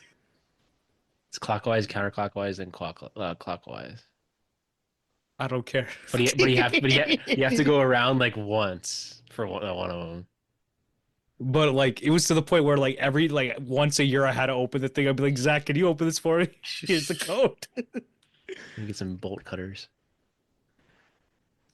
No, so I mean, what we would do is I would just leave it open, and I tell people, I tell multiple other people, leave yours open too, so we can all have a locker on each floor of the school, so we can leave our books and put our books there, and essentially like you have more than one Yeah. locker if you have Instead like a of system running. of lockers instead. Instead of like running around to find yours. Because like these books were like 10 pounds each, and who's gonna put them on their back constantly? So Uh-oh. Boom. I like the way that the shot comes like that comes into the shot from like the side where you don't see it coming in because it's a lot more effective. Yeah. You're waiting for it to come the other way around again. Yeah. the Alexa 65 was like brand new at this point. I think this is the year the Revenant came out also. Chivo shot 65 on there. Mm-hmm. That was the first movie I saw when I moved out to LA. Was The Revenant. I was so stressed when the Revenant came out. I was dealing with so much at school, and I was like, if I literally do not see this movie in the theaters, I'm gonna kick myself in the face. And good thing I did, because You would have had to kick it's yourself still in one of the those face. movies where like it's just visually just you've never seen anything like it. Thank you, Terrence Malick. Yeah, really, That's genuinely. Malick. I was rewatching a bit of A New World, one of Pat's favorite movies from Terry, and the movie is still, it's still awesome. And I'm like, hey, Malik, maybe you should make more narrative movies, bro. So like, He's like, nah, dude, I gotta You're kinda good at this. I gotta re-edit this Jesus movie 8 times. did he even release the Jesus movie? Nah, it's been No. he shot it like 5 years ago. He shot it like 5 years ago. He's still editing it. Done. He's gonna I think Jesus there's a probably isn't even point- in it anymore. He probably edited Jesus out. It's probably a completely different movie now. Mary Magdalene, Electric Boogaloo. Wasn't there a So Rooney Mara? this is the Mary only Magdalene? sequence in the movie that's digital, like the stuff that's underwater. Does it feel different than everything else in the movie, do y'all? No. No, I feel like it fits really well. In fact, actually, I'd say that like it fits better than I think the Burj Khalifa sequence fits in Ghost Protocol. And I get the what Burj you- Khalifa sequence doesn't like Mhm. stand out to me, but it's also one where I'm like, okay, the minute that scene's over, it feels like a completely It's over, different yeah. movie. Because it's like the visual language of using the IMAX camera is different, right, at this point. And obviously, full commendation to Hoyta and Nolan for doing what they did, right? I mean, obviously Wally Pfister did his thing, but Hoyta elevated the game. Period. They're just doing it again with the Odyssey. I've talked about this before, but this right here, where he's actually passing out when he had to do this, it's like the protocols of how do you Yeah, fake I know what passing you're talking out, about. They and were saying that like they didn't know how to approach it because they didn't know if he was acting or if he was just actually passing out. Yeah. Like, how do you know when someone's actually passing out or if they're acting like they're passing out? exactly. I guess you could have him do like a mark. I wonder where he's, how like, many about people in to the world pass have that out. problem. Like do something with his Only hand. Tom Cruise would have that problem, Only fucking Tom Cruise. Yeah. and maybe on the Christopher Abyss. Nolan. I don't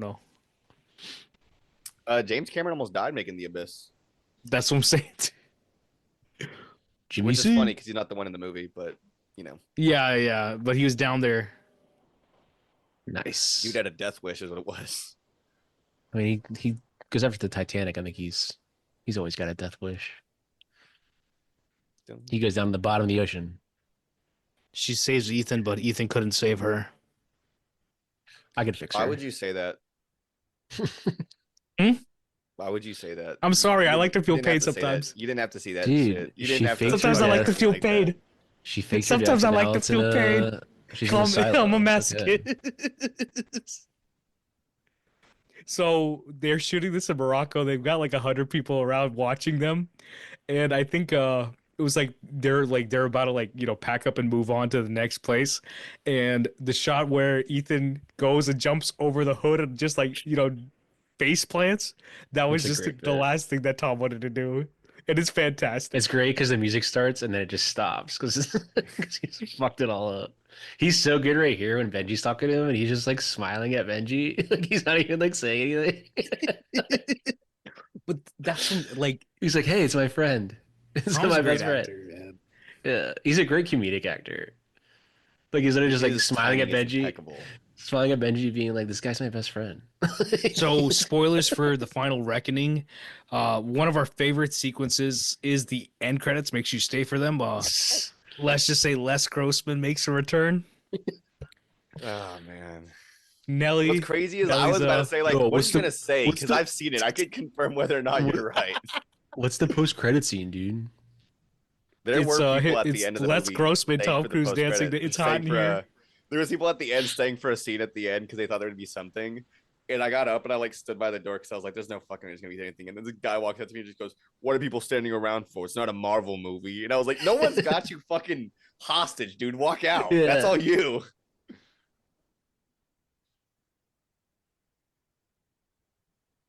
Dude, there's got to be a post-credit scene. Every movie must have one. I hate that Sinners low-key did it. I'm like, y'all didn't need to do that. Yeah. Well, especially because the mid-credit scene was like 8 minutes long, so it's like, why did you just? But it was excellent. plot pertinent. Yeah. It's like that should put Plot it at the end of the pertinent. movie. Ay, Dios mío. I hate Mondays. Nice. I think they had Unlock the they car had with a their bunch of fucking crank. BMWs on this one. Where's There's a Hunt? BMW Where's bike in Hunt? Fallout 2.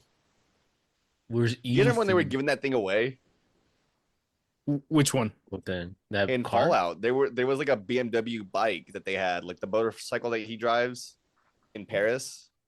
I would have loved yeah. for them to give away the little car that he's driving in Paris.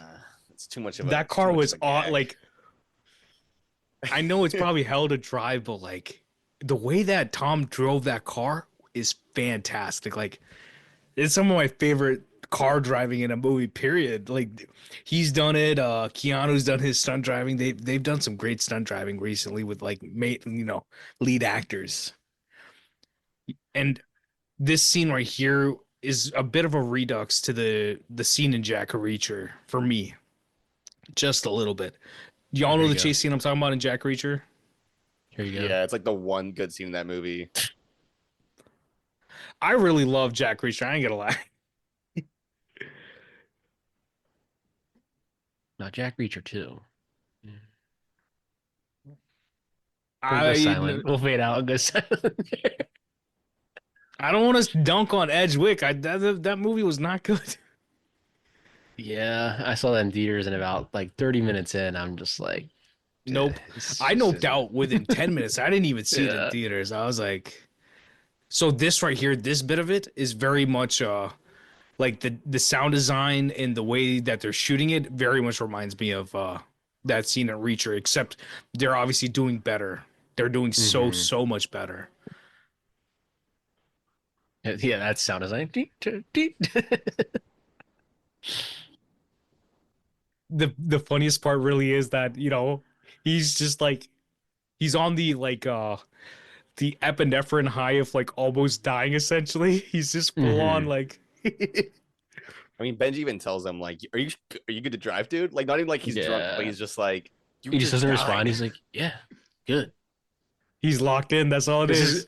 this is a great. I loved this You bit. just had to When they get just the wave- four Oh, by this four. gag where Oh, he's they- like, "You oh, they just just had to get why? the bigger car." right here, and they just wave. And you're like, hey, he just wave. Hey. I love that they're like arguing. Yeah, He's he like, just had to get this car. 4x4. And for the most part, we're high speed chase. Yeah. But the power, like the You just mixing had to have itself this. Such a good of line. the You just had of the to engine have it. sounds. So they started something here with this chase, and then they kind of perfected with the next movie. Well, I think the Oh, big thing the that bike makes chase and the bike chase chase and in Fallout's the fucking great. next movie better is that there's like 4 people involved, and Yeah. they're all on fucking bikes. And on Yeah. top of that, But like then- and also he's driving through Paris, so he's driving through it looks Paris. fucking There's sick. cars going all the way around. yeah. So when they were doing this, they were kind of lost on the story itself, and they're sending all the stuff to Eddie Hamilton to edit, like just as the movie's going on. And Eddie was the one who was like, "Whatever the hell you're doing, keep doing it. Just even if you don't know the story, just keep shooting, keep getting this stuff because the stuff with the bikes, it's fantastic." So even like I don't know, it's a crazy time to be in the deeps of like not knowing where your story's going, but they made it work. So this sequence is, oh man, it's always fun to watch. And this is what I was talking about last time about the seat warmers when they're sitting in this BMW. Like, Yeah. was it one of them was like messing with us? Oh man, Damn. I did that to a friend on a road trip. Every time that he was looking away, I would like turn it on. He'd be like, "God damn, it's on this car." I'd be like, "It's hot outside, man." you just feel your lower back and your butt just like a pool of sweat. On fire, yeah.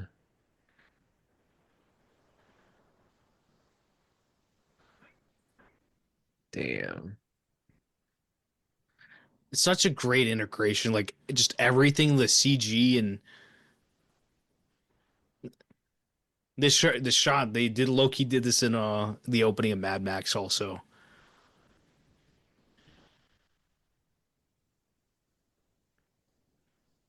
Great visual storytelling right here, right? No dialogue. Yeah. Mhm. Great comedy.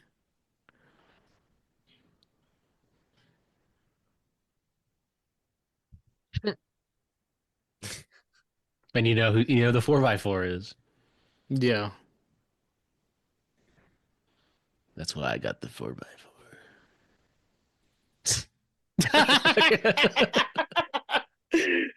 That's great. Man. Yeah. This movie's always such a fantastic rewatch. After this one came out, I saw this so much. I saw Fallout 15 plus times. Like these two are the ones recent memory wise that I enjoy quite a bit.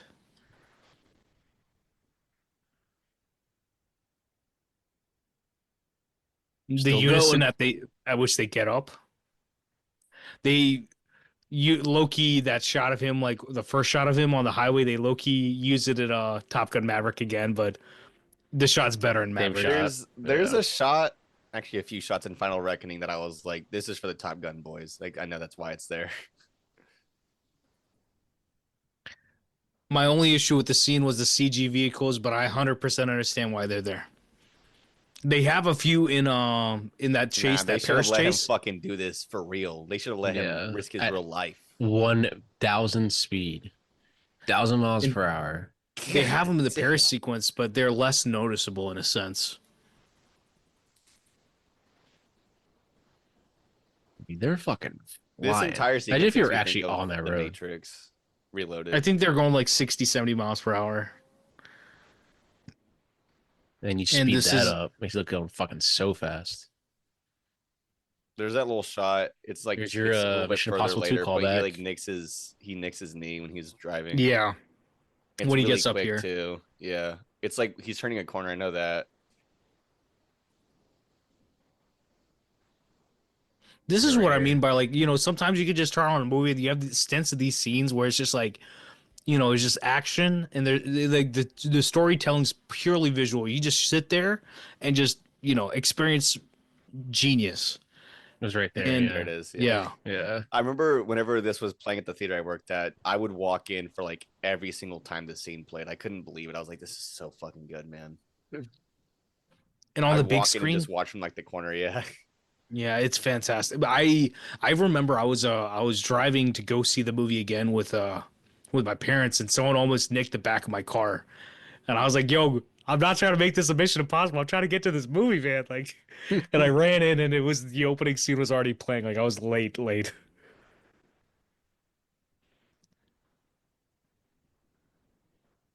Little Mission Impossible 2 callback. Yeah, The except highway. this is Yeah. this is better. Over a hill. This is better though. Yeah. There's your John Woo shot. Go right up on her. Your All John those Woo little shot. elements, all this is, I think it was done out of just a need. Like I said, they didn't know where they were going with the scene, so it's like it's simple, it's effective, it works, right? Mm, Just having that shot going in her eyes, speed it up. It's simple and elegant. that's a good look by her. Good acting. Does the trick. Good look by her there. Hey, good acting, Rebecca. You know, one thing I've noticed about the way that we discuss movies is that whenever a scene gets really fucking good, we like forget to talk. We shut You up. stop talking. Yeah. We shut up, and it's not like a bad thing. I think if You anything, it know really when does you kind of know help when the I viewers so today I was listening to that or pod again, listeners, I whatever guess. Jeff Goldsmith, the Q&A Mhm. pod where Tom and McHugh are talking about this movie, and the way that we talk about movies is how they talk about movies. Like it's just like if you love movies, you're gonna talk about all the details. You're gonna nerd out about Yeah. all this stuff, and that's like the universal language of art is nerding out about it and Hmm. enjoying it. So, whether it's us doing this or it's them making these, balls to the wall movies is something, it's always there's a conversation to be had about all this stuff.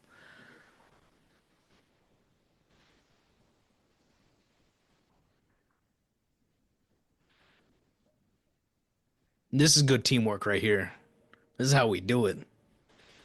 Look at Luther. Yeah. Getting Now the the time band that back now the together. team's finally together. An Yeah. hour and 20 minutes and 80 minutes into this movie. Ooh, here's your Dutch angle. And also 80 minutes into this movie, we finally have some spy craft, which we don't really get much of in these movies anymore. But, I love this. This dude, if we ever had Tom Holland playing like a multi-aged role, he's the one who would play like the older version of Tom Holland. I think people Simon have seen him McBurney. most recently in Nosferatu. He's a Hmm. great actor. Y'all see what I'm talking about, He's right? up He on looks like he could be Tom Holland's grandfather. He does. isn't he in the remake of Manchurian Candidate, the Denzel version? Yeah, Y'all like that remake? it's fine. I like it. I And then I like watched it. the I original. feel like I That was like it that more was the than other first one people. that was the first one I saw, and then I watched the original. I was like, oh. Yeah. I saw it because I was like, I was I think like, they're both good. But I The like original it. one is significantly I better. mean, I said but they Jonathan feel like Jonathan different Demme. movies. Like they're doing very different things. Jonathan Demme I is saw it because my aunt good. recommended it, I think and I it's. was I think like, if people like didn't like it at the time and they watched it now, they probably would like it more. they'd find a better love for it. Definitely, Yeah. it's not bad. It's like it's just not great. It's not as great as the Yeah. original. Denzel is good in it though. Denzel's always good. Jeffrey In it. Wright. He's always good in everything. Jeffrey Wright's in that. Liev Schreiber. Meryl Streep. Good cast.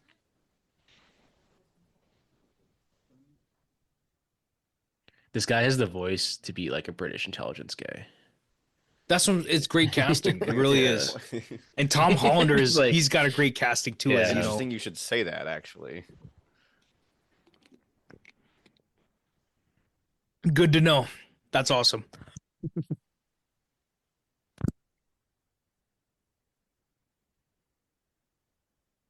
is he in? I'm gonna take a guess. He's in Tinker Tailor Soldier Spy.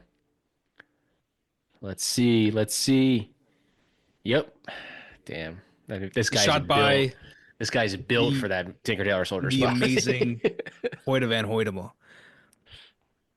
See, that's the thing. There's a difference between the latitude of what a spy movie is. You either have a Tom Cruise Mission Impossible, or you have a Tinker Tailor Soldier Spy. Where it's like one is either as boring as, watching paint dry, or there's, this sort of action spy thriller sort of movie. And I love both of them. So, Yeah, I was like, damn, you calling Tinker Tailor Soldier Spy boring paint? but it's dry? like, I'm just saying, like, pacing wise, like for people, yeah. for me, I love them both. Different, Like, yeah. I think the latitude of this genre is fantastic. I think it's something that should always be a explored. spy thriller. I'm always down for a spy thriller, even the slower the better, honestly. Because We're it's a like fan of The Amateur. I haven't seen The Amateur yet. I haven't even seen The Black Bag yet. But that sort of thing. Even though Bag I've seen rips. 15 minutes, I've seen like 15, 20 minutes of The Black Bag, and I don't even know. But yeah, I love that sort of stuff. The Amateur. Actually, the best review I got of Black Bag was You might survive the blast if you jump now. Yeah. If you jump jump really now, you might fast, survive you the might blast. survive the blast. my buddy. He saw Black Bag. He was like, I don't know what that movie was. I thought he hated it at first, and then he was like the movie was building, and then like, oh, at the end I was like, oh, this is a good movie. Dude. The Amateur, I could not buy Rami Malek being married to Rachel Brosnahan. I was like, I can't. Like, That's the one thing that like held you back. What do you mean? Like fuck this guy. I could do He's it. not Man. I was even just like, no there's fucking way. no way there's no way he's pulling that. No way. As a little nerdy CIA agent, is it like in the depths of the CIA? I've seen it in real life. It's always a twink with a beautiful woman. It's always a twink with a beautiful. My best friend is a twink with a beautiful woman. He'll admit it wholeheartedly. Somehow they do always I mean, give come on, Rami Malek and Rachel and Lois Lane. Rami Malek's a cute guy. He's handsome, dude. I don't know about all that. He's a handsome. Me and him are the same level of handsome. It ain't that handsome. If you jump really fast, you might survive the blast. This is the same scene in the fourth movie where like he's Yeah. arguing with him about the This is all better. giving them the paper, giving him the nuclear launch codes. Yeah. It's literally the But it's same movie, definitely just better. much more refined and it's much more Yeah. precise and tonally it's just much better. But this is the spy. This is the spy It's work, just- right? It's It's just like guys we're being following dudes. into him. We're doing this. It's like it's a bunch of blah blah blah blah. Yeah. But it's like such good blah blah blah. Like this is what It's you such want good in your blah, movie. blah, blah. It's Good blah crazy. blah. Just guys being dudes. Yo, this turtleneck or whatever that Luther had on, fantastic. It was like the texture is just awesome. Dude, he starts to just rock the fedoras, and you're like, all right. Fantastic cemetery right here. They really like when they went back to London, they really started using it real well. They shut down at Christmas break, I think, and they were trying to figure out the third act of this movie. Probably And like, the 10 days that it wasn't raining in London. Yeah. Hey, I'm Peter. All is forgiven. All is forgiven. This is the guy that would definitely play Voldemort in my version of the Harry Potter movies. I think this is as close as you get to a Philip Seymour Hoffman performance. I like that he doesn't have a neck. He doesn't what? I like that Have he a doesn't neck? really have a neck.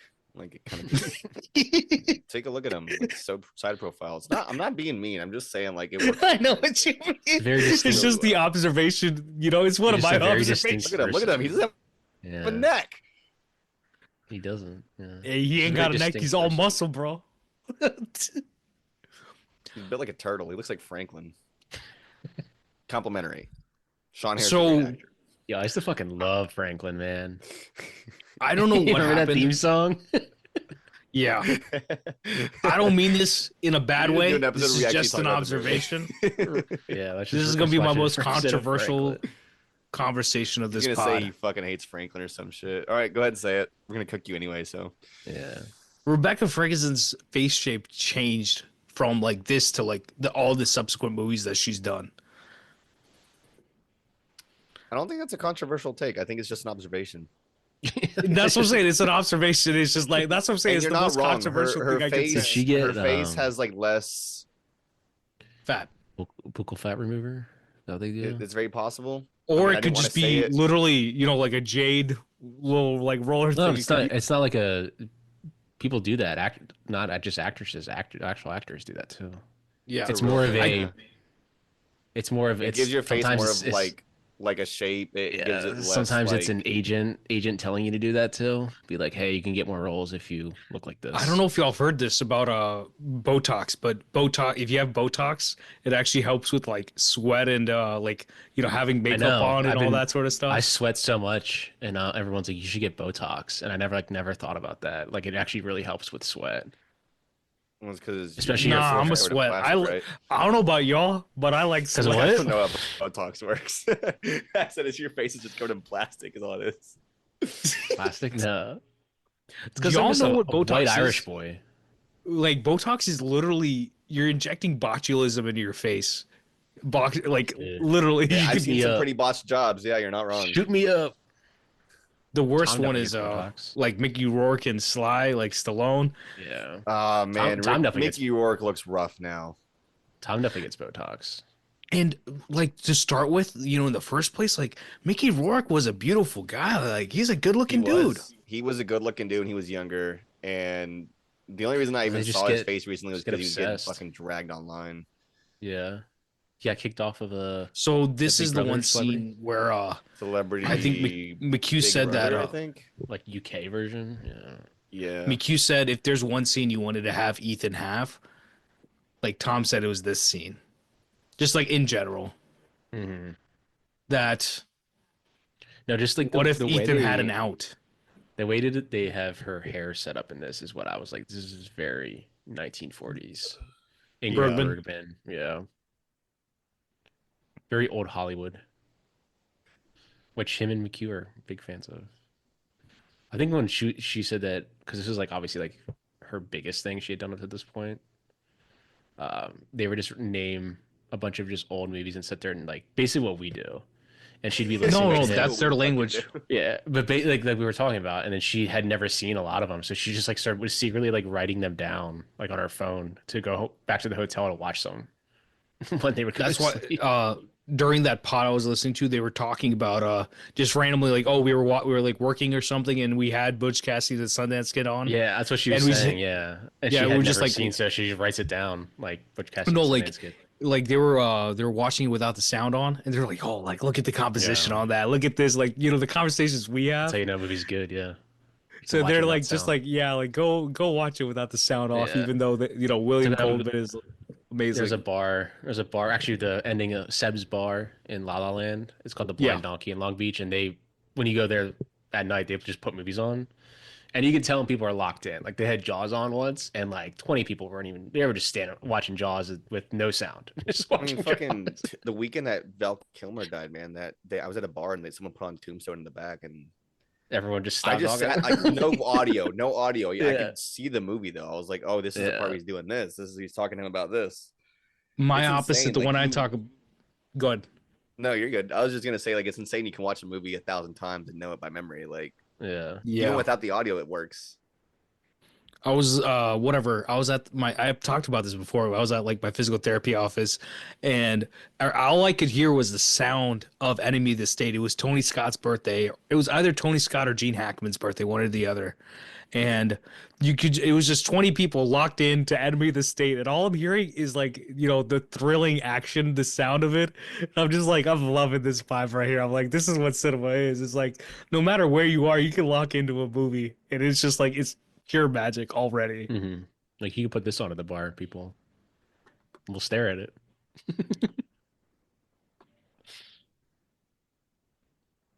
I told They you just guys had about whenever I went to go pick Gene up a pizza Hackman. one time, and I sat down and watched like Dawn of the Planet of the Apes for like 20 minutes, didn't I? I ordered a Like at pizza and someone's it was like right next house. to my work, and I was like, I'm gonna have to wait till this is done. So I just sat down and they had it on in the corner, and I was just like, oh, that's fine. I'll Was just it pass on the time like? watching It was on shittiest TV. TV in the world, 32-inch. It was in the corner. The But I subtitles were love on, but it watching covered movies half the like that. screen. But I was like, this is how Yeah. cinema was meant to be fucking watched, dude. Yeah. Yeah. On the tiniest screen in the corner of a pizza parlor No, but I mean with no like dialogue. I one of my favorite things is watching movies when it's like in public or like with other people just randomly. Like, or in a sense, like watching movies I don't expect to be watching at this moment. Where it's like, you know how like you'll be driving on the highway and you see people are watching something in their car and you're like, oh, can I It's guess like what movie this is? Oh, I love doing that. Like I being do in that. I do traffic it and all the getting stuck behind time. a car with someone who has a little TV. I do it Oh, dude, creepily that though when helps I'm pass the going on time like so easy. when I'm going on a walk at like when it's like the sunset and you see people's windows are open and they will have their TV on. Like, oh, I wonder what they're watching. I kind of like peek.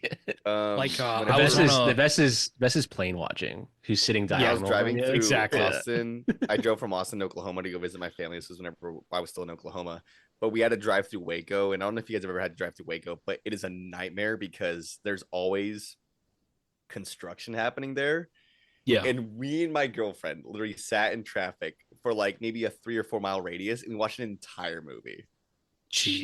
Jesus. on my phone because it was just so much traffic that I was just propped it up on like the little like magnet thing for Dashboard. my phone. We pulled up Yeah.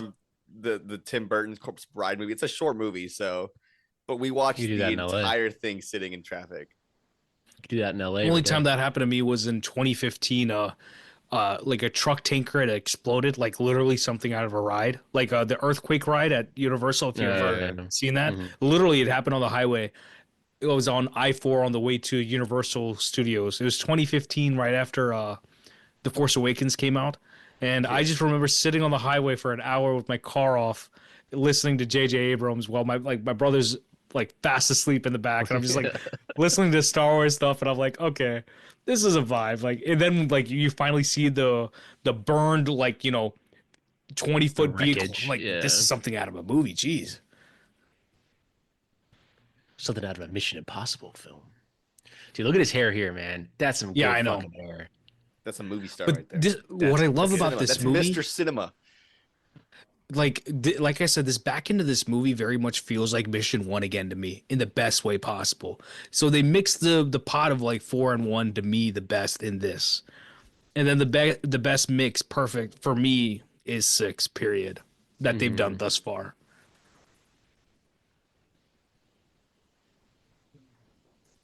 I feel like Fallout was bold in a sense where it's like they cut the dialogue even more. They're like, we don't need all this. We set up the movie, let's run it down. Fallout just in feels every like single- it seems like it's a bigger, way bigger production design than this. Not production, yeah, production design than this. It just seems For like a Fallout? way bigger because I watched these back to back for Fallout and this, and I was Yeah. like, I love Rogue Nation, but it's just like, dude, Fallout to me is just operating on a whole nother level. And you know what the funny thing is? The budget difference is not there. Oh, yeah. Like It looks like it's there. That's what I'm saying. Here. No, I'm gonna look it up because it's been a minute since I've seen the numbers, but I know the numbers aren't crazy different because I had the same thought at some point. And it's just like timing and what you're doing with the money, where it's like once you've done this one time, you can do it better the next time. 150 million budget on Rogue Nation, and Mission Impossible Fallout has a budget that I cannot find for the life of me. There it is. Fallout was 178 to 180 million. So let's say it was $30 million more. 30 million more. But it looks like maybe 50 or like 100. 50, Yeah. 50 to 60 at least more to me. That's what I was saying when I was rewatching. I was like, damn, this just feels so much like a bigger scale. And it could be because IMAX and shit, but No, I mean this one. Yeah. Sure, they have some IMAX stuff, but fundamentally, if you have $30 million more and you're increasing the scale of your movie that much more, it's just they're learning lessons and applying them properly. That we wasted money on X, Y, and Z. Let's not waste that money. and they just did better work. It really like, and in every single case, the work is better, the acting's better, the writing's better, the locations are better, the story's better, the music's better, everything's better in Fallout, and everything's really great in this. Mm-hmm. They're going from good to really great to fantastic. Did y'all see that DB9 way in the back? I don't know if y'all caught it. The James Bond, like Austin, what do you call it? No. Oh, the Aston Aston Martin. Martin. Yeah. I actually did notice Visual. it the other day whenever I was watching. I was like, oh, it's the James Bond car. He's such a unique car, and they kind of have it in the same sort of kind of set Oh yeah, I see in it. Inspector. You see it in the back Yeah. because they have a bunch of black cars on this side, and then like it's the one color car over there. Does It's that like mean your like eye. James Bond's in this universe? Dude. Portal scene. What do y'all think about Tom Hollander? Portal scene is so fucking funny every time. Dude. I know y'all haven't seen Fucking Night Portal Manager, scene. but every time I see Tom Hollander, he's fantastic. I have seen The think- Night Manager actually. I have seen Oh, you that. have? Okay. It was on He's great in AMC, that. wasn't it? With what's his face? Hugh Laurie, Tom Hiddleston, Elizabeth Debicki. I don't remember anything about it, but I do remember watching it. Friends, season 2. I think they already filmed it. They made Which a is season. weird. That show doesn't need a season 2. Yeah, they already filmed it, and I was just like, wait, this show came out like 10 years ago. Like, no, I don't think anyone even really watched it. Yeah, they're trying to run everything into the ground. That's the The problem. Night Manager 2. This time it's daytime. It's the day manager. 2 nights, 2 managers. Night Manager Tokyo Drift. Yo, Night Manager 5 is pretty crazy though, low key. Yeah, that's when Best that's when ones. it That's really when picks Thor up. shows up. That's when Chris Hemsworth becomes the Yeah. Night Manager. Fucking That's when it really picks Dominic up. Toretto shows up in the 3rd act. You just got to get through the first 4, then 5 is when it really finds its steam. So this whole scene is probably Really one of my finds its footing, favorite huh, Pat? mass gags that they've done. Period. I love how me and Pat always come up with the dumbest bits, and he's always on the same fucking page as me. The guy just always like just for spitting facts, and I'm like, portal Vikash scene. is always like really cooking, and we're always like, yo, what if we gave it this like naming convention like they do in Fast and Furious? It's just called Manager 5 instead of Night Manager. Night 5. No, they just change it to managers. They make it plural. Managers with the S as a 5. Managers. $ S. Manager. James Cameron comes in and directs it. Terminators man. show up, and then there's See blue his people. hair. See the dude's hair from Manchurian Candidate. That's like my hair right now. You know how thin it is at the top. It's not that thin. Mine's kind of getting there. I need a haircut. I'm gonna take a photo of Tom Cruise from this movie and be like, I want this. And he's You don't have "You're enough not- hair for it. Bro, you're not Tom Cruise. Martin, on the other hand, That's has too much more hair dude. than both it's of us. so long, and I cut So- it just recently too. Low key, Tom- I want you to cut your hair, but I think I've seen a photo with you with short hair. I'm like, no, keep the long hair. Yeah, I I've feel like if cut my hair you before I do if you had cut like mine. short hair and you probably would walk right past me and I wouldn't even. It's like, Like a whole different Oh, person shit. with short hair. yo, is that Tom Holland? Yo, is Spider-Man? Nah, it's the other one, the one from it's actually kinda crazy, from though. Pirates of the Caribbean. Yeah, it's kind of crazy. He's the real villain. He was in our show Feud. He Yeah, played Truman Capote. yeah. Honestly, I watched one episode just for him. Got a bunch of Emmy noms. I like doing him. it. He's a good actor, man. Like every time he shows up, like he's Yeah. just always great. Just has a great like a British voice. You're like, yeah, that guy. That's what I was about to say. He's such a British actor. Yeah.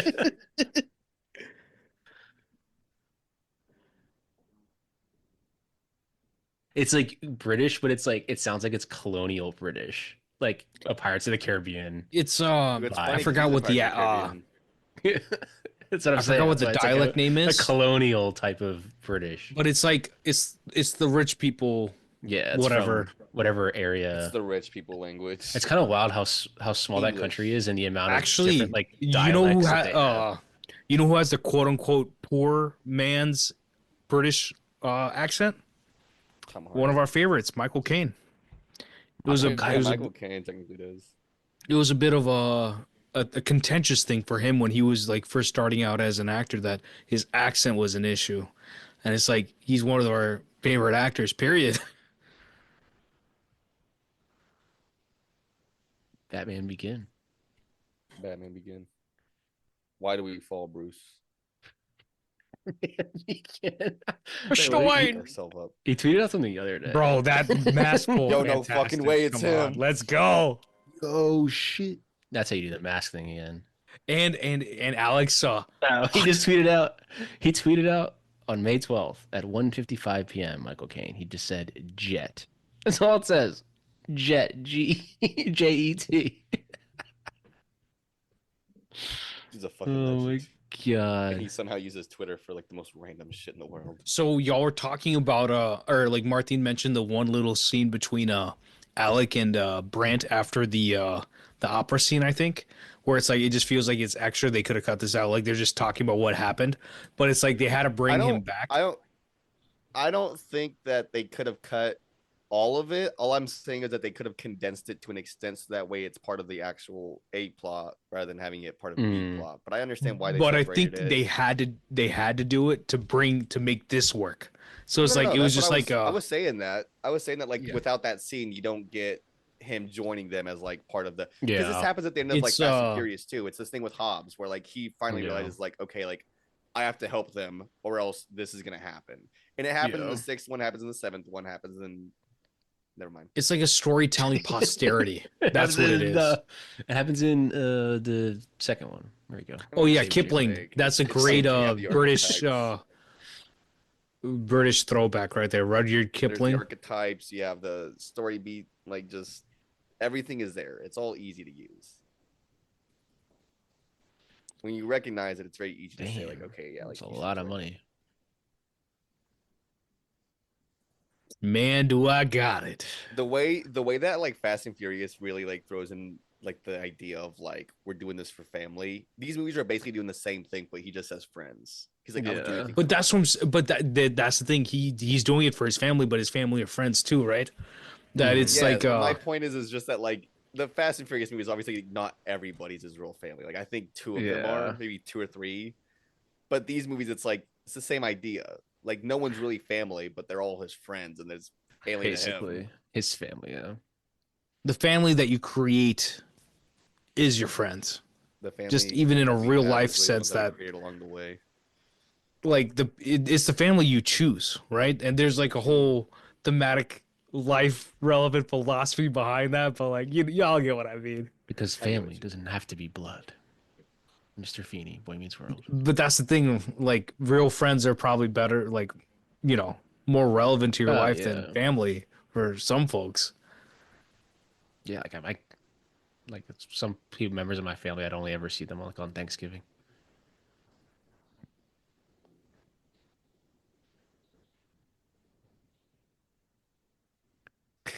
But that's the thing though, even though you might not see them, like the vibe is always there. Like I have friends I will never see, but like, whenever we do see each other, the vibe's always there.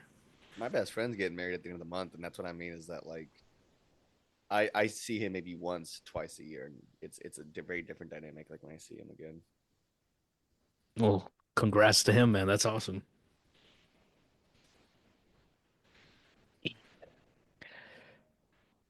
I'm the only one who's lagging behind in the game. Martin's pretty much married. Pat's Gotta married. step up your game. No one's lagging behind. You get married when you get married. Nothing's a Oh, I race. know. For me, it's You're- y'all gonna be like, you're- "Wait, you're married you to just the met this cinema. woman and you're getting married?" I'm like, "Yeah, that's how it's gonna work." You're married to It's cinema, gonna you're happen married with, to the like- game. So right here, this is where we start the third act, right? Or like the last bit of the movie where this is where we trap what's his face, right? Mm-hmm. Solomon. But we don't know that when Peter we're Lorre. first watching the movie. No, I mean I don't think anyone's ever aware of it. Even it still kind of hides it from you for a while too. And like- you saw the You can see glass the go up. glass. You saw the there, glass you can see pane, it but there, they don't yeah. show it to you directly, so it's like No. Yeah. It's almost like It's a just magic like trick. it's such a great detail of like location and everything where it's like subconsciously he's putting you right into where this movie's ending and we don't even know it yet. Yeah. I mean, like the first time you obviously watch it, your eye was not catching that. But now that you know, you're like, oh shit, there's glass right there. Yeah, like it's there for you to notice reflection. it. It's like Yeah, and inviting you're you like, to like oh, pay it's kind of attention, but obvious. it's also Yeah, like actively at the same time, like not giving you enough information to be like, what the fuck is that? it's not London if you're not by that fucking bridge. Yeah. London Bridge is falling down. It's like San Fran. It's got to be you got to see Big Ben, and you got to see London, and you got to see the Tower Bridge. Yep. Or Big Ben. They did both in this Mm. movie. And a phone booth. And they have Big Ben again in the last movie too. Yeah. They do have a love for London in general. These two, McHugh and Tom. Mm-hmm. Yeah, I've never been, but I've always wanted to go to London. It's great. Great town. I think Great there's city. I do like London. Like I watch a lot of BBC, Like Downton London Abbey? YouTube stuff. Like no Sherlock, Luther, contemporary stuff. Luther, Ethan. That's how we bring it all back.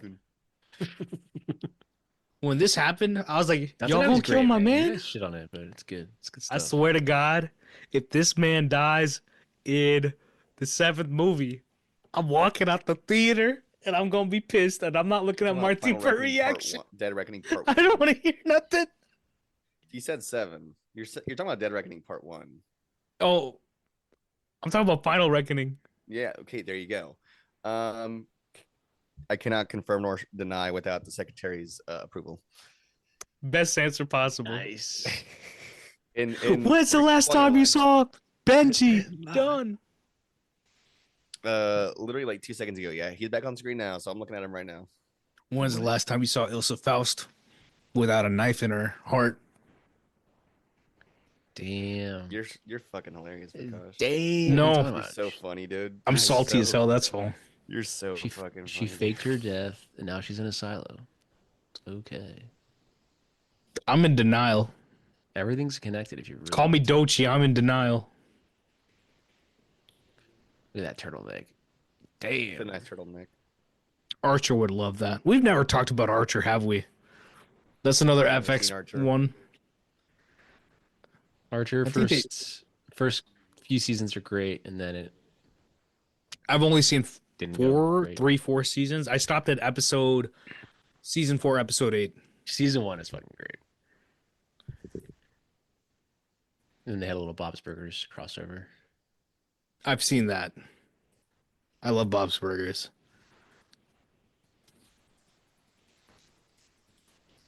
Is Tom's next movie Inarritu?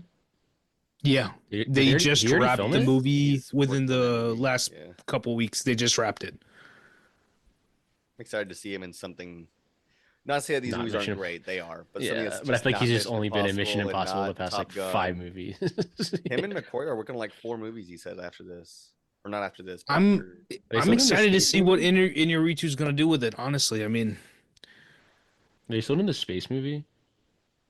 at some point. You Let's know, see, that's where's probably this one of them. And I hope they do it. I mean, that's gonna be Doug Liman. I mean, the next movie's gonna be the Gnarly movie as of now. So Yeah, Inarritu. That's going to be till 2026 though. Damn. yeah, it's coming. I assume it's late next year because they're That's probably gonna do an that'll be Oscar their push. Oscar push, yeah. Who's the young For- person that's in that movie? There's Warner someone. Brothers. Jesse There's Plemons. someone. Who? Jesse Plemons is in it. I Ahmed guess yeah. Yarsi. That. Yeah. Riz Ahmed. Sandra Hüller, Excited. Nicholas Stocker, Riz is also John in Goodman. a Phoenician Scheme. No, Sophie Wilde's in this too. Damn. That's a good That's cast. who it is. Sophie. That's what I'm talking about. This is a great fucking cast. Damn, I didn't even look at this cast. Who shot it? Darius Kanji? Lubeski. Really? Back. He's back. Really? My Man, man's it's your turn. Yo, he's there's- not your working turn. with there's a David shot- O. Russell. Let's go. There's a shot Raise of the Sean roof. Harris right here where his eye like twitches, and it's so fucking good. Because it's so right. Oh yeah. It's fucking great. But It's that's so what I'm good saying. It's because like it's a he very doesn't like overdo it. it's like an old school villain like that's just like like you need those close ups like that. And I remember thinking when I watched, I was like, it's so goofy, but it works so Yeah. fucking well. That's what when I was like I said 18 times already, but I was like, this movie's so old Hollywood. Like it's so old Hollywood. This is to quote Same Vikash, elements. This is so movie. Ooh. This is movie. So the new movie with Alejandro and Tom Cruise are producing it too. That's an interesting thing. Okay. I know. Or okay. I see the production companies on there. I gotta ask somebody a question about that. Uh, Is Warner October 2nd. It's gonna be awesome. Warner distributing? Warner's distributing, but there's a couple other Tom Cruise is on there. Tom If you Cruise, if you look at legendary. every movie that Tom Cruise has been in, he's produced almost all of them in some way. Like In he's recent got a hand in years. some way. Well, that's what I'm saying though. Is look at his filmography. Almost everything he has produced that he's in. He didn't produce Collateral. No, but even then, what I'm saying is just most of what he's done. I guess Oh, most of the shit. stuff where he's like the Besides Vikash's Rock favorite of film. Ages and Night and Day, he's had a hand at everything since 2010, pretty much. yeah, that's what I mean. Including your he favorite film, works, The dude. Mummy, The guy fucking 2017. works. I don't know what went into the Mummy. I don't know what the thought process was think from they the just- jump. They just forgot the audio. No, I'm talking about okay, spoilers for the Mummy. They make Tom As Cruise if the anyone Mummy at fucking the cares. end of the movie. If Tom Cruise is gonna be the Mummy, make him the Mummy from the beginning of the movie. Like, You know, Who some wants to Vikash, s- I forgot about that. I thought they I were trying to forgot make that him he fucking turns Van into the Helsing. fucking mummy. I but forgot that's that the that thing. movie. It's like you're the beautiful do it. like the sauce thing that you want. There you Within the go. first Nice. 20 minutes, you turn Tom Cruise into the Mummy. No, I That's mean how you fucking do it. I That's remember how you watching it. I fucking saw it do in it. theaters, and I saw it kind of early, and I remember telling everybody it's awful, don't see it. And then, sure enough, a I week saw it in later, theaters. It officially came out, and And the person behind me just said, "Man, this movie fucking sucks." Oh, I saw it at home. It is the I just only felt like movie burst in out my laughing. life. saying, "Man, this movie fucking sucks." I just like it's the burst out only laughing. I movie- was like, "Yeah, you're not wrong." This movie's not very good. It's the only movie for the first watch where I was on my phone. I willfully exited the movie during the movie. I was like, I'm gonna sit here and watch this movie, but I'm checked out. I do not agree with this movie Was that his within next like movie 30 after? minutes. And I did Jack Reacher, Never Go Back. American Made. Here, has anyone seen American Made? Yeah. It's Solid good. film. It's not great, but it's good. It's Doug Lyman. Yeah, solid film. That's- Rick Made's pretty good. Yeah, basically his last since 2018. It's Fallout, Maverick, Dead, and then Final.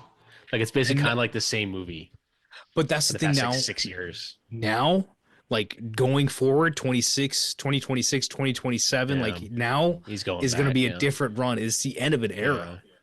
And It's going to be It's that gonna late be- 90s, early 2000s run, I think, again. it is because McHugh compared it right to Collateral. He's like, y'all want him to do another Collateral, Collateral, yeah. and we're making another movie. We want to make another movie that's gonna be in the same Oof. vein. That fog. This is like fucking first Mission Impossible. You know what's funny? Yeah. Bob Elsa was complaining about it in Phantom Thread, and he's using it in this movie.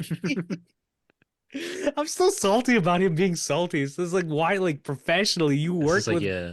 Paul Thomas Anderson for a number of years. Y'all have done He's fantastic good. work together. Oh, I can't wait for that. And maybe he's probably gonna bomb, but I can't fucking wait. One battle after another. Yeah. Yeah, I Yo, mean, actually, never mind. I forget we're on the pod. I'll talk about it after this. I hope it makes 100 million. Hear that? We'll we get see. the we get the secret sauce, not you guys. But it's like, do y'all genuinely think that Leo, Oh, look at the that movie, light. we know what the movie is. It's going to be a weird movie. You think he has the power, the star power to bring in people to Not make anymore. $100 million Not for on that movie? Not for that. Not movie. anymore. Even if it has someone in the like Leo on the face of it, audiences. That's what I'm saying. I think Tom Cruise is I the don't last think movie that's. star. It's not even about the movie star at this point. It could be Tom Cruise, and I still don't think people would see it as much. So one The thing idea that of that movie star is dead. If that movie with Leo came out in 2008, that movie's making $300 million, $400 million. Here's my thing with that movie, Vikash, and maybe you as well, Pat. Because wait, you did see it in 70 mil. Sinners, 70 mil, IMAX. The 143 ratio. We saw the trailer for One Battle After Another in that 143 IMAX ratio. If they're planning an IMAX release, there is a very good chance that movie makes a good amount of money. I wouldn't say it makes like Sinners money. It may not even It might make its I'm money guessing back. 70, 80 million. money back. That's what I'm saying. Because like Joker had a 70 mil release, but Yeah. like no one saw it. You know what I mean?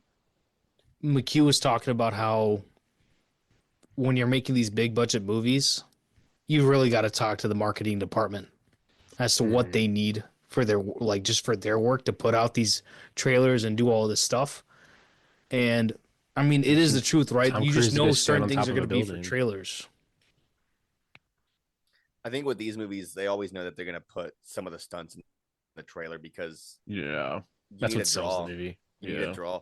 And the thing is that like after seeing Final Reckoning last night, I was like, they did not spoil anything with those trailers. They did a good enough job to get us in those seats, but that's really it. Because there's a lot that they don't show in the trailers. Are great. Look at that light Which I'm behind glad her. to hear. That's all I want to hear. Very good. These movies Some have always great done a fucking great lighting job with here. not showing too much. I want They to say always with do a this good job movie, of that. the plane thing was, I think, the one thing that I was like, man, like they showed it, but even in the movie, like it still looks really good. The problem is water with the thing they Final didn't even Reckoning, show. or sorry, the Dead Reckoning, they show the stunt from the end of the movie prominently in the did. marketing for the movie. And I think it still works in the context of the movie, but it is in the marketing a lot more than I think people Then expect. then we would ever put it in there. But we understand why Nice. they did it. Here we go. All I'm Gonna saying get is you, this guy, motherfucker. like, if you're falling for a fucking, like, look at that, it's a hole. Yeah. It's some Looney Tunes shit, dude. Some Looney Tunes shit. May as well fucking put up like a painted sign of the highway or something there. Down Fucking here, Wile E. Peter Coyote. Louie. Got you, motherfucker.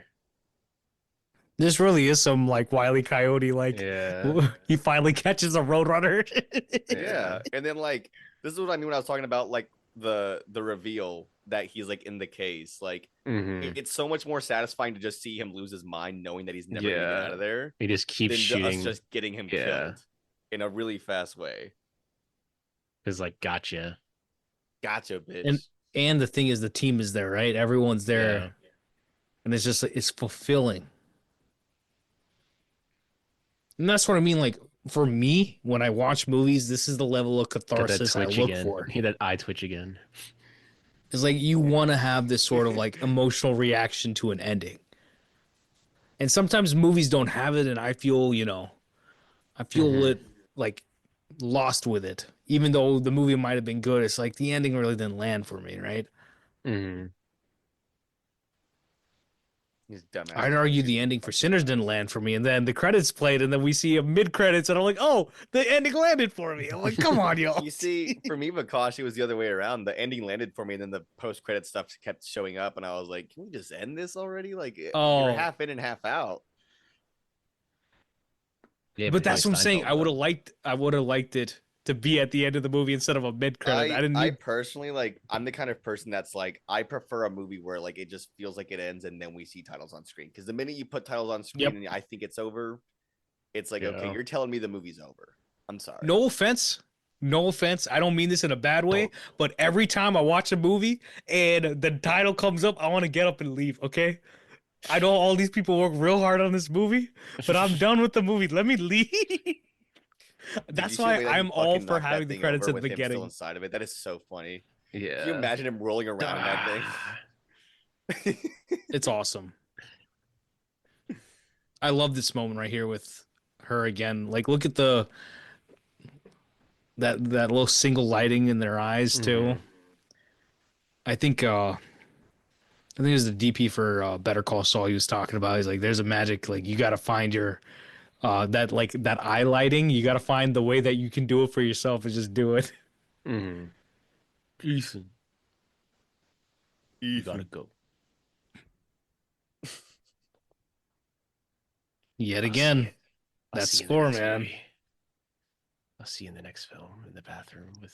What would y'all do in this scene? If y'all were Ethan. If I was Ethan, I'd probably just Ethan's got to save the world. Got to save the world, bro. It's impossible mission force. I couldn't fucking say that to save my life. Jesus. Your mission, should you choose to accept it. Nah, I'd be going. Damn, and leave your friends like that immediately? Yeah. Wow, bye. Friend you are. Bye. Y'all know where to find me. Bye.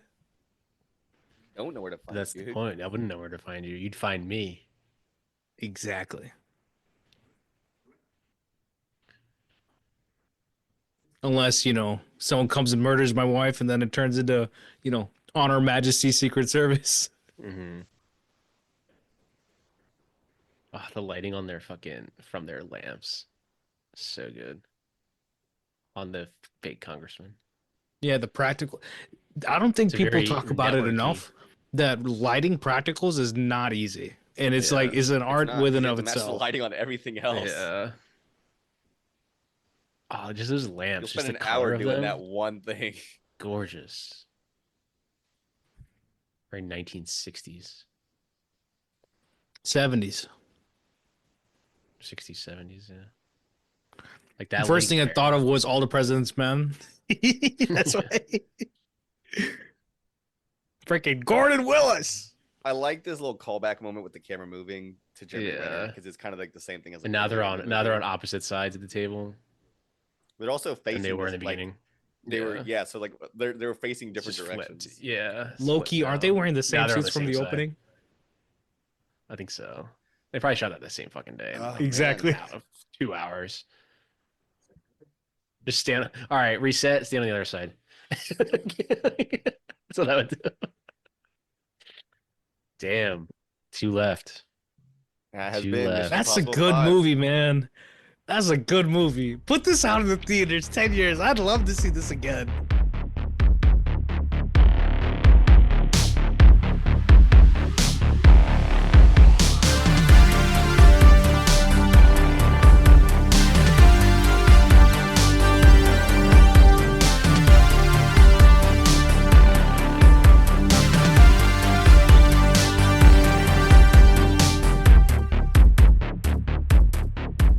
This podcast is hosted and edited by Pat Brennan.